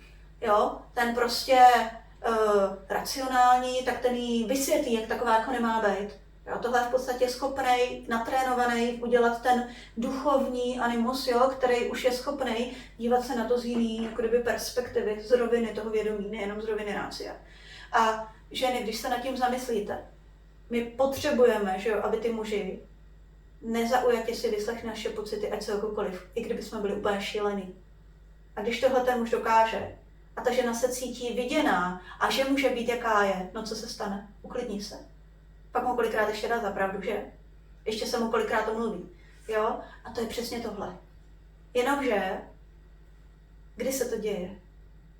Jo? V naší kultuře je běžný, že ti muži jsou identifikovaní s tím, já mám pravdu, vidí to z toho svého pohledu a oni třeba z toho svého pohledu mají určitě pravdu. A může opravdu být ta žena úplně mimo, protože je v nějakém afektu. Jo? Jenomže on začne tu svoji pravdu obhajovat. Takže ona není viděna. Ona sama, jo? On není v tom, dívám se na tebe jakási, aby ona se mohla uklidnit a pak si o tom v klidu promluvili. Jo, to je přesně takhle fáze. Takže teď vývojově to směřuje k tomu, aby prostě mužský aspekt nebo animus byl schopný vidět tu svoji ženu a ona mohla se mu ukazovat v těch svých podobách, díky tomu se poznávat a on jí mohl nechat, aby se poznávala. Jo, zase, tohle je rovina vědomí. To zároveň neznamená, že prostě potom ten muž nebo ten animus, který je schopný se takhle k ženě stahovat, jí potom nechá dělat, co jí napadne. Jo, jedna věc je, aby ona poznala ten svůj projev, ale on jí potom může rovnou říct, hele, jako i takováhle si, no ale já se sebou takhle zacházet stejně nenechám. Jo? Nebo není to dobrý pro to, co teď děláme. Ale ona má možnost být sama sebou. Takže tohle je to, co je teďka vlastně evolučně vývojově nový. Jo? A co se teďka může dít, když ti muži můžou být vědomí. Na první krok je, aby tohle udělali svý animě. A když tohle udělají svý animě, tak ona se potom začne vyvíjet tím způsobem, jak jsme se o tom bavili. To je hezká perspektiva, ne? Jo, takže on je dostatečně nezávislý, on už se nenechá jí omotat. Ona, když se bude snažit zmanipulovat, on se na ní dívá, vidí, že ho manipuluje a nechá jí a vidí, jak je manipulující, ale nehodnotí, má taková, nemá taková. On už se nenechá. Ale prostě i taková si. I taková si. Jo? A až se ta žena, když je to žena, sama sobě tímhle projde, tak pak ten muž se k tomu samozřejmě může postavit, že jo? Pokud je to opravdu žena, která je identifikovaná s tou nižší ženskou energií, takže s nějakou mrchou je taková furt, no tak se s ní může rozejít. Pokud je to jeho manželka, která zrovna si tímhle potřebovala projít, jo, tak jí pak řekne, hele, ale tohle já nedovolím. Tohle nedovolím. A je to na tobě, co s tím uděláš. Ale i taková můžeš být. I tohle v tobě je. Protože tohle patří k ženské energii. Jo, nám hrozně ubližuje právě takový to, že takhle se nemáš cítit. Tohle v tobě nemá být. Jo, a dá mi ruku na srdce, kolikrát to děláme sami sobě. Když nás napadne něco z těch nižších energií. Jo. Takže promluvte si se svým animem. Jinak, já řeknu trochu ze své vlastní zkušenosti. Jo? Co jsem začala pozorovat? Samozřejmě, že ze začátku jsem pozorovala ty vývojové fáze, jo? Nebo celou dobu vlastně pozoruju ty vývojové fáze, kdy ten můj animus byl hodně racionální, hodně rozlišující a taky jsem se velmi obvinovala, jo? Ale v průběhu času, ty integrace, ani nevím, kde se to stalo, jo? Najednou jsem se začala všímat, to bylo takový spíš postupný, že tam dřív, kdybych sama sebe skritizovala a dostala bych se do bodu, že já nevím, co mám dělat, jo? Což tedy je ten animus, který neví, co má dělat a sám sebe za to kritizuje, tak jsem jakoby najednou se ze spodu ze mě vynořila taková nějaká síla, která, to byl spíš jako pocit, ale kdybych to připodobnila, tak jako kdyby to bylo něco mezi sloupem, o který se můžu opřít a takovým pevným křeslem, jako když sedíte fakt v autě, kde je to hodně dobrý to křeslo. Jo? A takový jako pocit opory. Jakoby najednou z ničeho nic se ve mně v takových chvílích začne vynořovat. Protože jsme si něco spolu jako vyřešili. Jo? A ze začátku se tam objevovaly jeho stínové podoby, které byly od toho mám svatou pravdu a je to podle mě, jo. Pak to byly takový jako trochu ty démonický nebo ďábelský podoby, jo. Takových těch krutých, zlých, nelítostných, nemilosrdných, pohlcujících, jo, tedy podmaňujících, jo, ovládajících. Tak i ty tam byly. Ale vlastně při té integraci ženské energie, tak jedna z těch fází je opravdu, vidíte to i v mýtech, jo, vlastně kdyby dostat se do podsvětí, kdy ta žena se potká s tím svým stínovým animem, který třeba unese, jo, do toho podsvětí, jo, jak je to v těch mýtech. A ona se s ním nějak konfrontuje, nějak se mu potřebuje postavit. Jo. Potom je i fáze, kdy žena potřebuje zase uvidět toho svého duchovního anima a v podstatě si uvědomit, on je ve mně, ale na nějaký úrovni se s tím rozejít v tom smyslu, přestat ho hledat v tom vnějším světě. Jo, protože jak začne poznávat toho svého duchovního anima, který je prostě jako fantastický a úžasný, tak začne doufat, že to bude mít i venku. Jenže pak jí nestačí manžel. Jo, pokud teda jí v tomhle ohledu zrovna nezrcadlí, jenomže protože ty kopie venku, jo, ty lidi venku nejsou kopie, tak on jí nestačí. Ona se s ním třeba tak oduševněle nepopovídá. Jo, takže to jsou takové jako fáze, kterými musíme projít.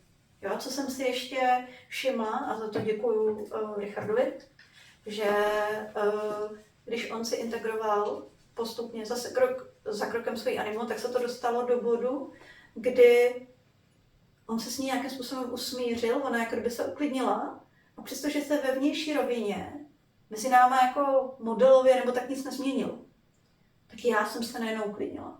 Mně najednou přišlo, jako kdyby ve chvíli, kdy jeho anima dostala místo v něm, jako kdybych já najednou měla místo ve vztahu, který jsem do té doby neměla. Jo, já jsem to zase uvědomila při pohledu zpět. Jo, jako kdybych se byla do té doby furt jaksi nestabilní, furt jsem jako něco hledala, ale v tom smyslu místa. Jako bych tam prostě furt nějak úplně nezapadala, jo? Jako už máte pocit, že se cpete někam, kde to místo není. A jako jak ta anima dostala místo, udělal se prostor pro mě a já jsem se, jako to bylo úplně neskutečný. Samozřejmě se to všechno potom dál vyvíjí, jo, ale opravdu vám to doporučuju, protože je to sice dlouhá cesta, setkáte se tam se stínovými aspektama, dlouhá cesta neříkám, že začnete vidět výsledky za desetiletí, jo, ale prostě nějakou chvíli to trvá a takhle řekla bych, že je to dlouhodobý proces v tom smyslu, kdy končí integrace. Jo, my spíš můžeme vidět nějaké aspekty, nějaké jako posuny. Já si myslím, že kdo vám řekl, že už je jako plně integrovaný, já nevím, neznám nikoho, koho bych považovala za naprosto absolutně celistvýho a integrovanýho. Jo. Spíš si myslím, že ten, kdo to o sobě říká, tak možná sám se jako úplně nevidí, ale kdo ví, třeba se pletu. Tak. Takže ideální vztah mužsko-ženského principu. Ještě teda, než tohle povím, má někdo nějakou otázku? Já se zeptám, že jsme tady mluvili o tom, proč by si tohle měli vlastně řešit lidi, kteří hledají to ideální partnerství nebo jsou ve vztahu, chtěli by ho vylepšit, ale potom jsou i lidi momentálně bez partnera, nebo i ti, co žijou dlouhodobě sami a vyhovuje jim to, nebo tak to aspoň cítí. Tak proč oni by se tím tématem měli taky jako zaobírat, nebo se ho sami v sobě zkoumat? Nebo pro ně to pak aktuální není? Je to pro ně rozhodně aktuální už proto, co jsem teďka říkala před chvílí. Jo, protože jako i kdybych nebyla vdaná, tak to, že jsem si integrovala svýho anima, nebylo závislý jako kdyby na vztahu s mým partnerem. Jo, samozřejmě on mi pomohl nějakým jako způsobem být tím klíčem, ale mně se ulevilo tou integrací toho anima, že jsem se mohla opřít o tu ženskou energii v sobě, teda mužskou energii v sobě. Jo, to znamená v podstatě, i když se člověk rozhodne zůstat sám, nebo má nějaké důvody, nebo zrovna nikoho nemá, tak tu kvalitu tam energeticky bude mít, i když tam nebude mít toho fyzického člověka. A ten fyzický člověk mu buď do života přijde, potom, anebo tam nebude, jo, ale pro něj už to nebude vlastně tak zásadní. Takže já si nemyslím, že bychom to měli dělat proto, aby jsme měli lepší partnerství. To bychom měli dělat proto, aby nám bylo dobře, nezávisle na tom, jak jsme na to, jestli máme nebo nemáme partnerství, nebo jestli ho chceme nebo nechceme. A myslím si, že tam je jako kdyby v podstatě 100% šance, že ta naše partnerství budou lepší. Nebo vůbec začnou být. A když už by náhodou nezačaly být, což někdo se opravdu může tak rozhodnout, jo, nebo jsou takové okolnosti, tak mu to nebude vlastně chybět. Takhle. No. A není tam ještě možné, že by jim to pomohlo, že teď jako se rozhodli být sami, protože nemůžou najít toho správného partnera, protože pořád hledají nějakou kompenzaci toho svého anima nebo anime? Takže už nebudou hledat nějakou kompenzační, ale opravdu budou hledat toho partnera reálního? No jasně, je to tak, že někteří lidé jsou sami právě proto, že už to vlastně vzdali, jo? A nebo prostě jednak se k nim nikdo nedostává, protože tam mají nějaký ochranný mechanismy podvědomí, protože už jsou tak zraněný a někdo už se prostě rozhodl, protože má nové zkušenosti. Takže samozřejmě oni pak tím, jak se to v nich nastaví, tak se v nich i otevře možná touha, jo? Protože vlastně, když se změní můj vztah animovi, začnu víc věřit ve vztahy a taky zároveň začnu jiný vztahy víc, jako jiný druh vztahu přitahovat. Jo? Takže se tam opravdu může i otevřít chuť vůbec ty vztahy mít i tam, kde ta chuť do té doby nebyla. Nicméně já tady nebudu říkat, že se to taky viděje u všech. Jo? To prostě může být různý. A mluvíme tady o obecných principech a člověk prostě není jako úplně jako jednoduchá záležitost, takže tam hraje roli vícero věcí. Jo? Někdy jsou ty zranění tak veliký, že někdo dlouhou dobu v sobě nenajde odvahu mít vztah. Ale proč i tak sobě tu polaritu neposílit, abych ten vztah měla, jako kdyby, když už ne venku, tak s tím muzem uvnitř sebe. Víš to, protože to se hodí i tehdy, že on ten partner vždycky pro tebe tam jako nemůže být, i když je třeba velkou podporou. Jo, není to super, když tam v tu chvíli je tvůj animus, když se o něj opřeš, když se cítíš sebejistá sama o sobě, protože tam cítíš tu mužskou energii v sobě. Jo, a tvůj muž tě může u toho opřít, jako můžeš se za ním jít vyplakat, ale když on zrovna nemůže, nebo prostě ho vždycky se to nepotká, není doma, jo, nebo tě v něčem neumí podpořit, nemůže. Máš to v sobě. Jo? A když na tom pracuješ, tak se to krok za krokem zlepšuje. Obvykle nejdřív je opravdu ta fáze, kdy potkáváme ty stíny. Jo, ale to trvá nějakou dobu a pak najednou, nedá se naplánovat, kdy to bude, a pak najednou začnou vystupovat prostě ty oporné body. Jo, a tohle znám už jako i z praxi s klientama. Jo, to vypadá jako, jo, samej debil, samej hajzl nebo samá mrcha a najednou se tam začnou objevovat prostě úplně úžasný jako jedinci těch polarit. To je úplně fantastický. Pro mě je to jako až posvátný proces tohle sledovat. Jo, je to neskutečné. Ono to totiž v tom nevědomí je, ono to jenom není dostupný, jo. A prostě pak se to najednou vynoří, je to tam. Pověděla jsem na ty vaše otázky? Jo. Jo. Takže, jaký je ideální vztah mužsko-ženského principu? Zase, prosím vás, tohle je spíš takový nějaký pohled do budoucna, ne abyste se podle toho někde jako měřili, jak to v těch vztazích má vypadat. Jo? To není ideální vztah muže a ženy, ale mužsko-ženského principu v muži a ženě jsou oba dva ty principy, jo? Takže se na to zkuste dívat spíš jako princip, jo? Jak se to má vztahovat k nám, k sobě v nás uvnitř. Takže ten muž má čisté, jasné vědomí, které nic neposuzuje. Jo? Je to ta rovina, která se přestane identifikovat s racionalitou, s pragmatismem, ale prostě jen je schopná se dívat. Je to Buddhovo vědomí, který nesoudí, ale uvědomuje si, je vědomí. Hmota i emoce ženy nebo ženského aspektu můžou mít jakoukoliv podobu a formu, ona se mu ukazuje. Je přímý a nedělá kličky, jo? Protože ty pohyby, to je mužský aspekt, ta žena mu ukazuje různé podoby. On se prostě přímo dívá. Má schopnost prožít ten obsah, na který se dívá, včetně stínu. Takže ta ženská energie mu může ukazovat i svý stínové podoby, i ty nejhorší stínové podoby. A v podstatě je schopný vidět i sám svý nejhorší podoby.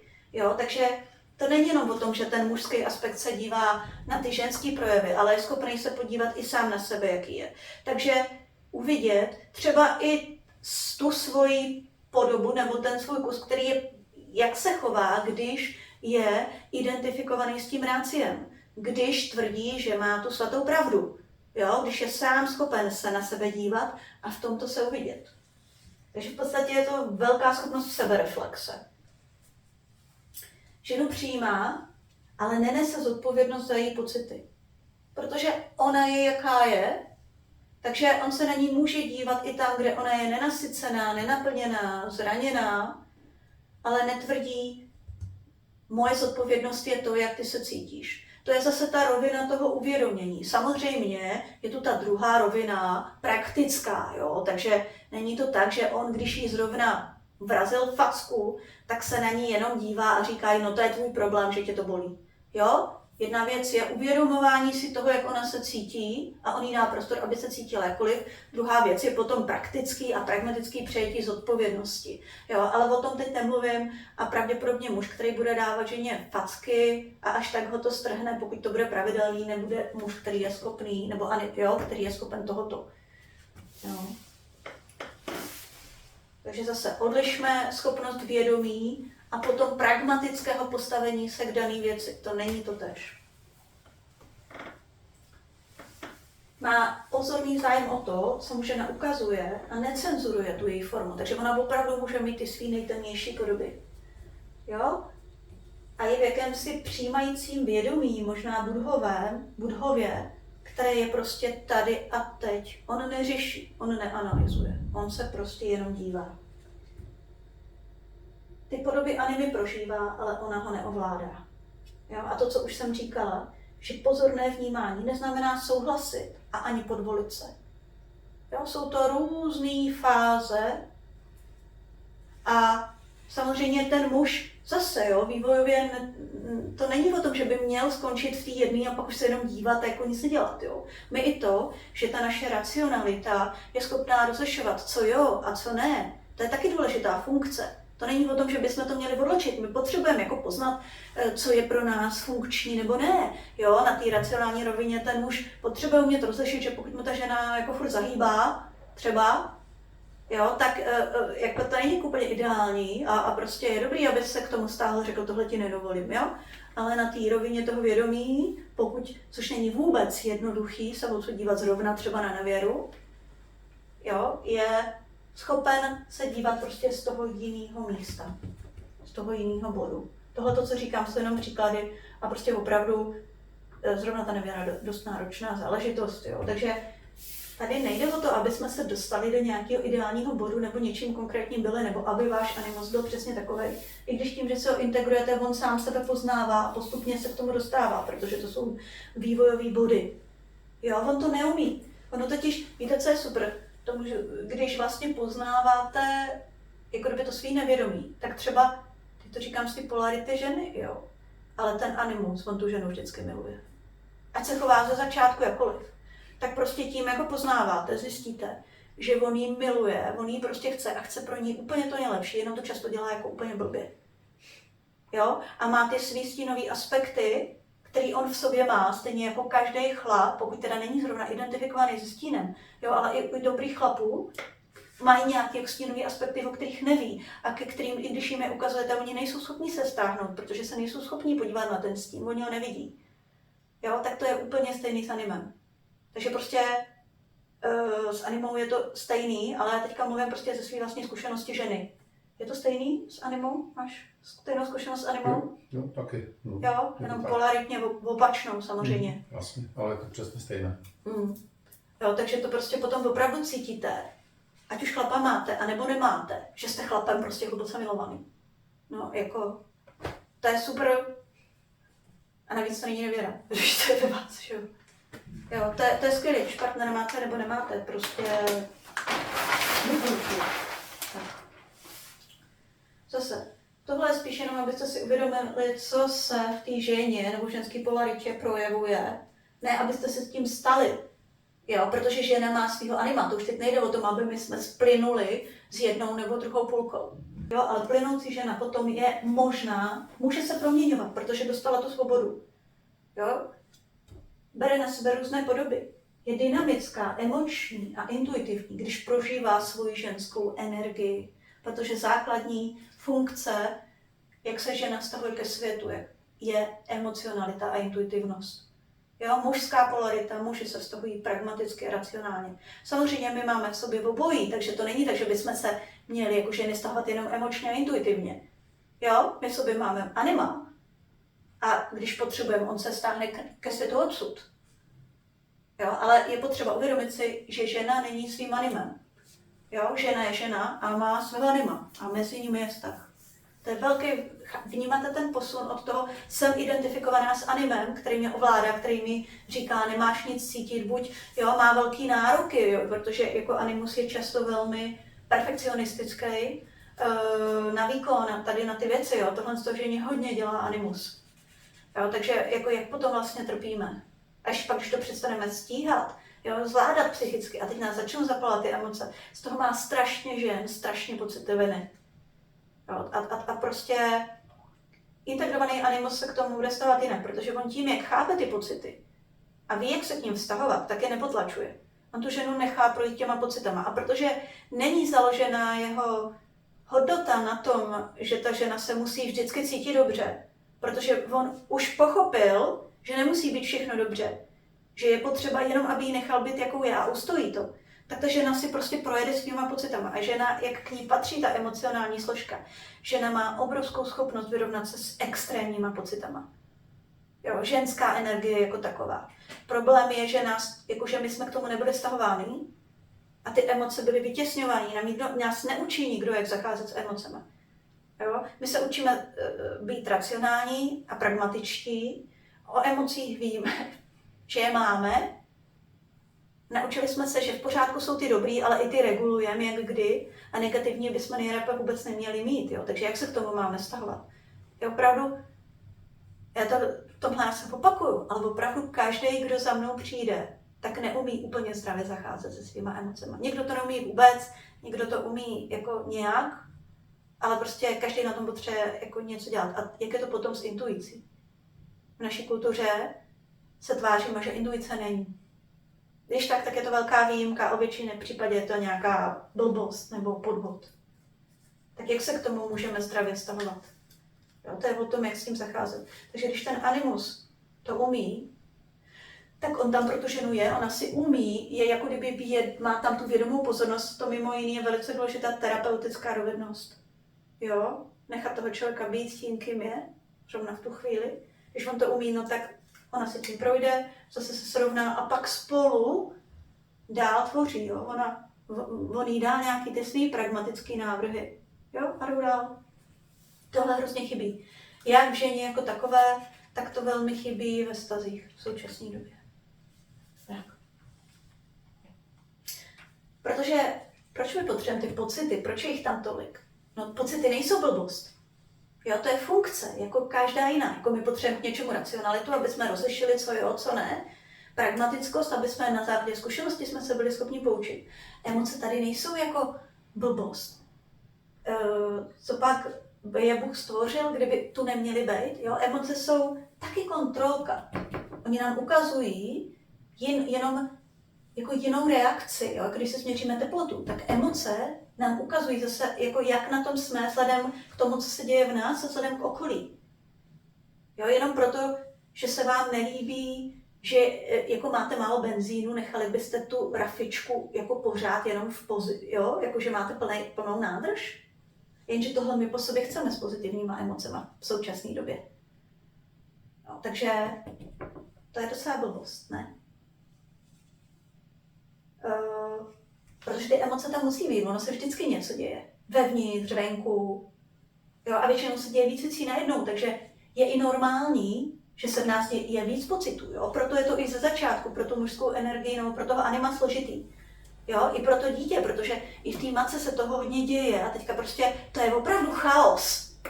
Jo, vlastně ta mužská energie, když ze začátku začne být vědomá a začne se ponořovat do té ženský, tak ona se tím může i cítit ohrožená, že se v tom vlastně úplně ztratí. Hlavně pokud je on identifikovaný s tou strukturou a s řádem a že on má vědět a teď se dívá na věci, kterým nerozumí, tak se tím cítí hodně ohrožen. Jo, takže vlastně muž, když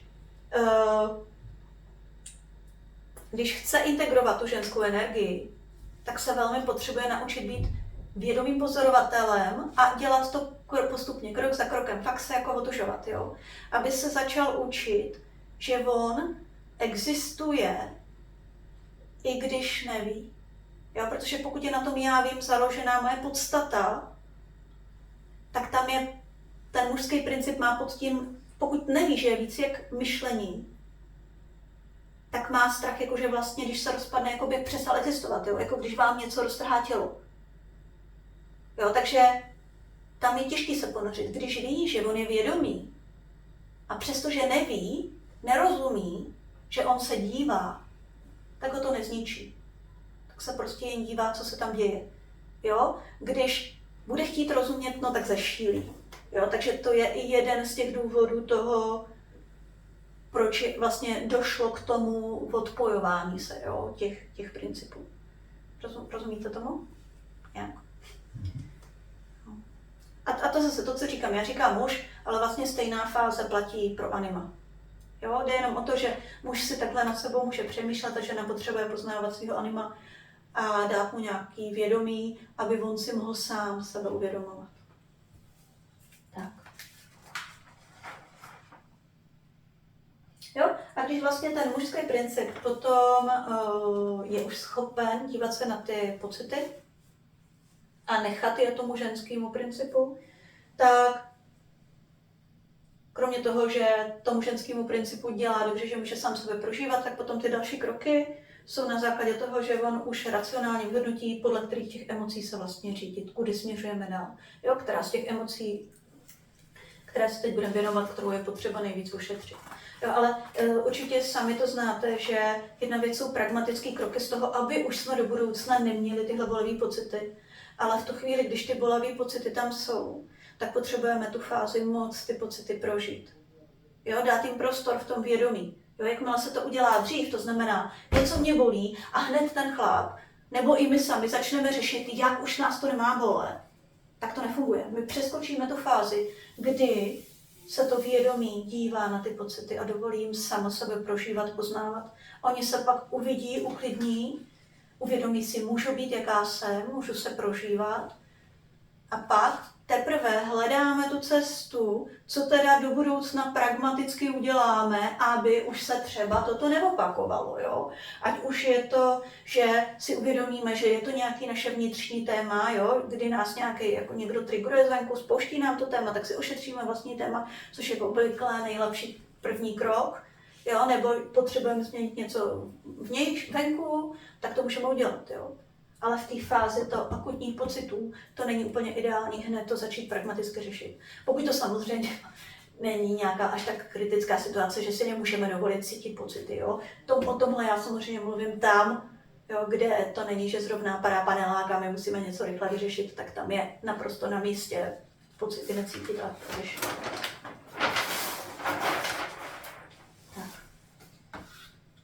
Takže když potom dojde k nějaké integraci, a zase, prosím vás, tohle je nějaký takový stav úplně dopředu, jo, takže berte to, že směrem k tomu se hýbem, že ten člověk má budovské vědomí, což znamená, uvědomuje si, vidí, je schopen mít tu vědomou pozornost a ta vitální energie, což je vlastně ta životní energie, to je ta ženská, která se hýbe, jo, která vychází z té hmoty, je v něm proudí a živá, protože se může hýbat.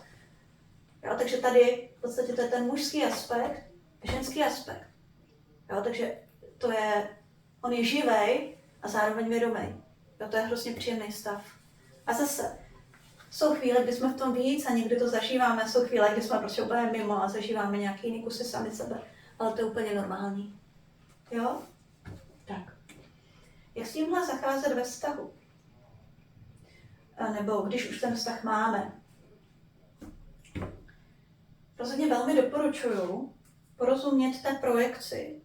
To, co promítáte do toho druhého, jo? Kde v něm vidíte anima nebo animu. A tu projekci stáhnout z partnera. Uvědomit si, že partner je klíčem k tomu vašemu nevědomí, jo? K vašemu animovi nebo k animě. Využít toho. A místo nutkavého pohledu ven na svého partnera se podívat dovnitř a uvědomit si, že partner je prostě v tomhle ohledu zrcadlem. Ať už pozitivním nebo negativním. Přestat chtít po partnerovi dokonalost, protože ta dokonalost je v podstatě buď mým animem nebo animou. A ještě v té světelné fázi, jo. A tím, že stáhneme tu projekci z partnera, tak ho můžeme poznat opravdu, jaký je a tím pádem s ním žít opravdu ty dary, který kromě toho, že pro nás byl klíčem a zrcadlem, nám dává on jako skutečná bytost.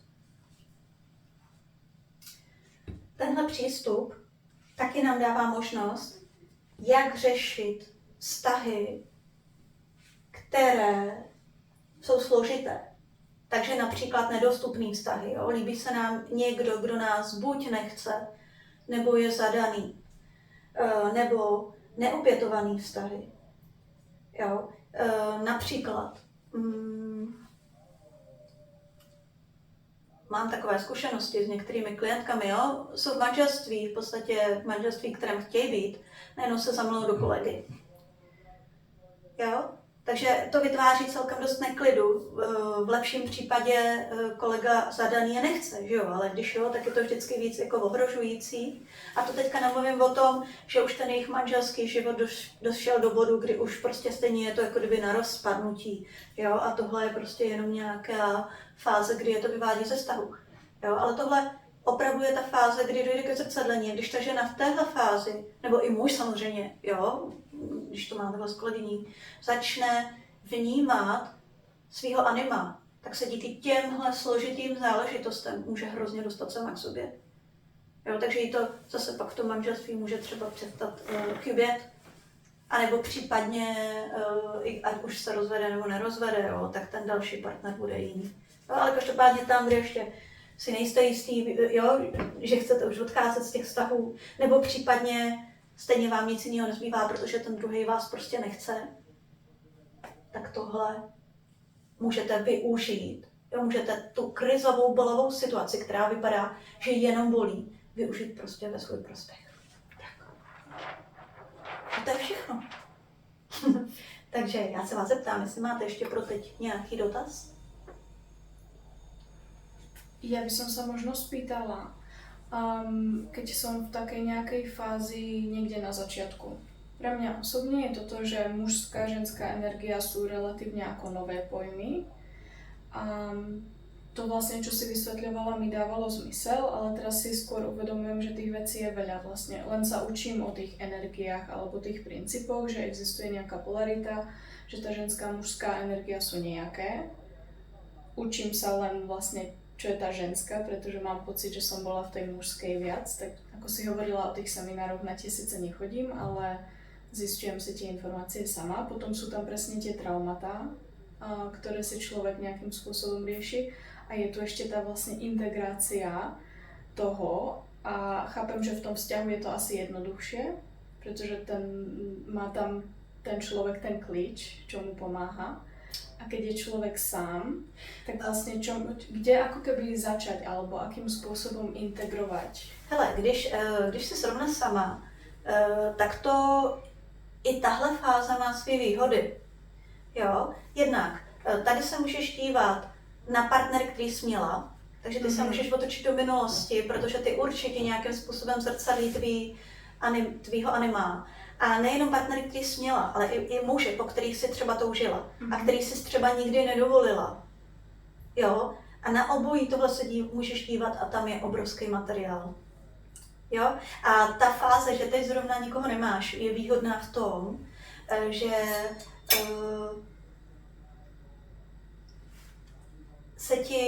že když se s tímhle pohneš, tak ten partner, který ho potom potkáš, tak ten vztah bude mnohem kvalitnější. Když budeš mít kvalitnější vztah ve svým animovi, jo.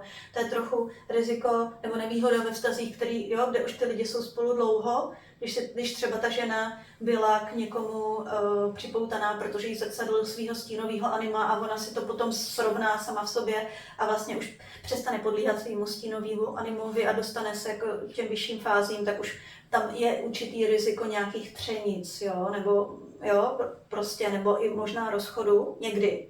Jo. Tím teď nechci někoho jako vystrašit, jo, ale často se ty vztahy naopak velmi zharmonizují a někdy tam může být i tohle. Ty máš teďka velkou možnost naopak, jako v podstatě před sebou máš mnohem možnost, že se s tím nebudeš muset tak patlat. No, já teďka nevím přesně, jak to mám říct, ale rozumíš mi, co tím mám na mysli? Jo, a z tvojho pohľadu dáva viac zmysel venovať sa skôr ako tej integrácii toho anima, alebo stále sa učiť vôbec o tom, čo je tá ženská, mužská polarita? Ale víš co, hlavně tohle jsou věci, které učit se o tom není prožívat to. Aha. Takže stejně jako já teďka dělám nějakou teoretickou přednášku a ty si o tom čteš, je moc dobře, že si o tom čteš, aby se v tom rámcově orientovala. Ale v podstatě na tu integraci, i kdyby se rozhodla integrovat anima nebo svoji ženskou energii, tak čtení ti nestačí. O to spíš u ženské energie, která je o prožitku. Takže tady prostě podle mě stejně budeš muset jít jako do akce, ale je normální, že lidi v první fázi čtou, aby si udělali nějaký jako rámcový přehled. Já si myslím, že to tak teďka studuješ a čteš, protože v podstatě tvůj animus potřebuje mít nějaký přehled a dělá ti nějaký plán, které kroky teďka uděláš dopředu. Jo. Takže a myslím si, že tyhle věci se dají dělat dohromady. Tak, že když ty se teďka, i kdyby šla na nějaký kurz, když najdeš odvahu, prožitkový ženský kurz, tak klidně běž. Jo, jestli se na to ještě necítíš, tak na sebe netlač, protože ty můžeš být ještě v té fázi, kdy tvůj animus ještě může mít trochu strach ženské energie. Jo? A nebo se dá pracovat vlastně krok za krokem na integraci sama sebe. A on po cestě ten animus vždycky nějak vyleze. Jo, já ti to řeknu, já jsem chtěla teď, aby byl pochopen princip, ale řeknu ti, jak já to třeba znám ve své praxi. Jo, jak se to objevuje ve své praxi. Že vlastně, když mi chodí, a teď budu říkat klientky, protože ty jsi žena, tak my prostě pracujeme na tématech, které oni řeší. To znamená aktuální témata, která je v životě teďka zrovna zatěžují. Můžou být i partnerská, to znamená, dá se tu i dívat na to, proč ty se zaplítáš do nějakých vztahů, nebo proč tě přitahuje nějaký typ mužů. To ani nemusí být muži, s kterýma zbyla, nebo konkrétní muži. Tam stačí jenom, že si uvědomíš, jaký typ mužů tě přitahuje. Jo? A tam se pod tím něco začne objevovat. A čas od času se v rámci té práce opravdu objeví, přímo ten animus vystoupí a je nějaký. Jo? A já třeba v tuhle fázi pomůžu té klientce uvidět tu identifikaci, aby ona se na ní mohla dívat a už to tady děláme jako kdyby spolu. Jo, nedá se to úplně nakázat, že ti řeknu, a dneska se podíváme na anima, jo, protože ono někdy máme nějaký, já mám radši, když se pracuje s nějakým tématem a počkáme, co to nevědomí nám vyplaví, protože my se můžeme mít záměr podívat se na anima a vyleze vnitřní dítě, jo. To prostě ta psychika si dělá to, co ona potřebuje. Jo, ale vlastně potom čím víckrát v tomhle případě toho anima vidíš, tak ty ho postupně z dlouhodobého hlediska poznáváš a učíš se s ním vztahovat. Někdy je těžké k němu vztahovat. Pak už se k němu umíš postupně vztahovat i mimo tu terapii. Ale samozřejmě ta terapie ti zase může ukázat věci, které ty nevidíš. Jo? Ale ty první kroky, tím, jak je to nevědomí, jak jsme s tím identifikovaný, můžou být na začátku velmi těžký. Jo? Tam je opravdu často lepší nechat si pomoct, aby tě s tím někdo jako konfrontoval. Jo, já třeba, když vezmu sama sebe, já bych si toho sama u sebe, ty identifikace asi bez konfrontace nevšimla. Jo, a neznám nikoho, kdo by si to uviděl sám, ale zase já neznám všechny lidi na světě, jo, takže já ještě můžu říkat jenom vlastní zkušenost. Děkuji. Jo, odpověděla jsem. Jo. Ještě nějaká otázka? Ne? Tak já vám děkuju za dnešní pozornost. Doufám, že máte nějaké podněty k přemýšlení a že vám to pomůže na nějak vaší další cestě a mějte se moc krásně. A zase ahoj. Děkujeme. Děkujeme.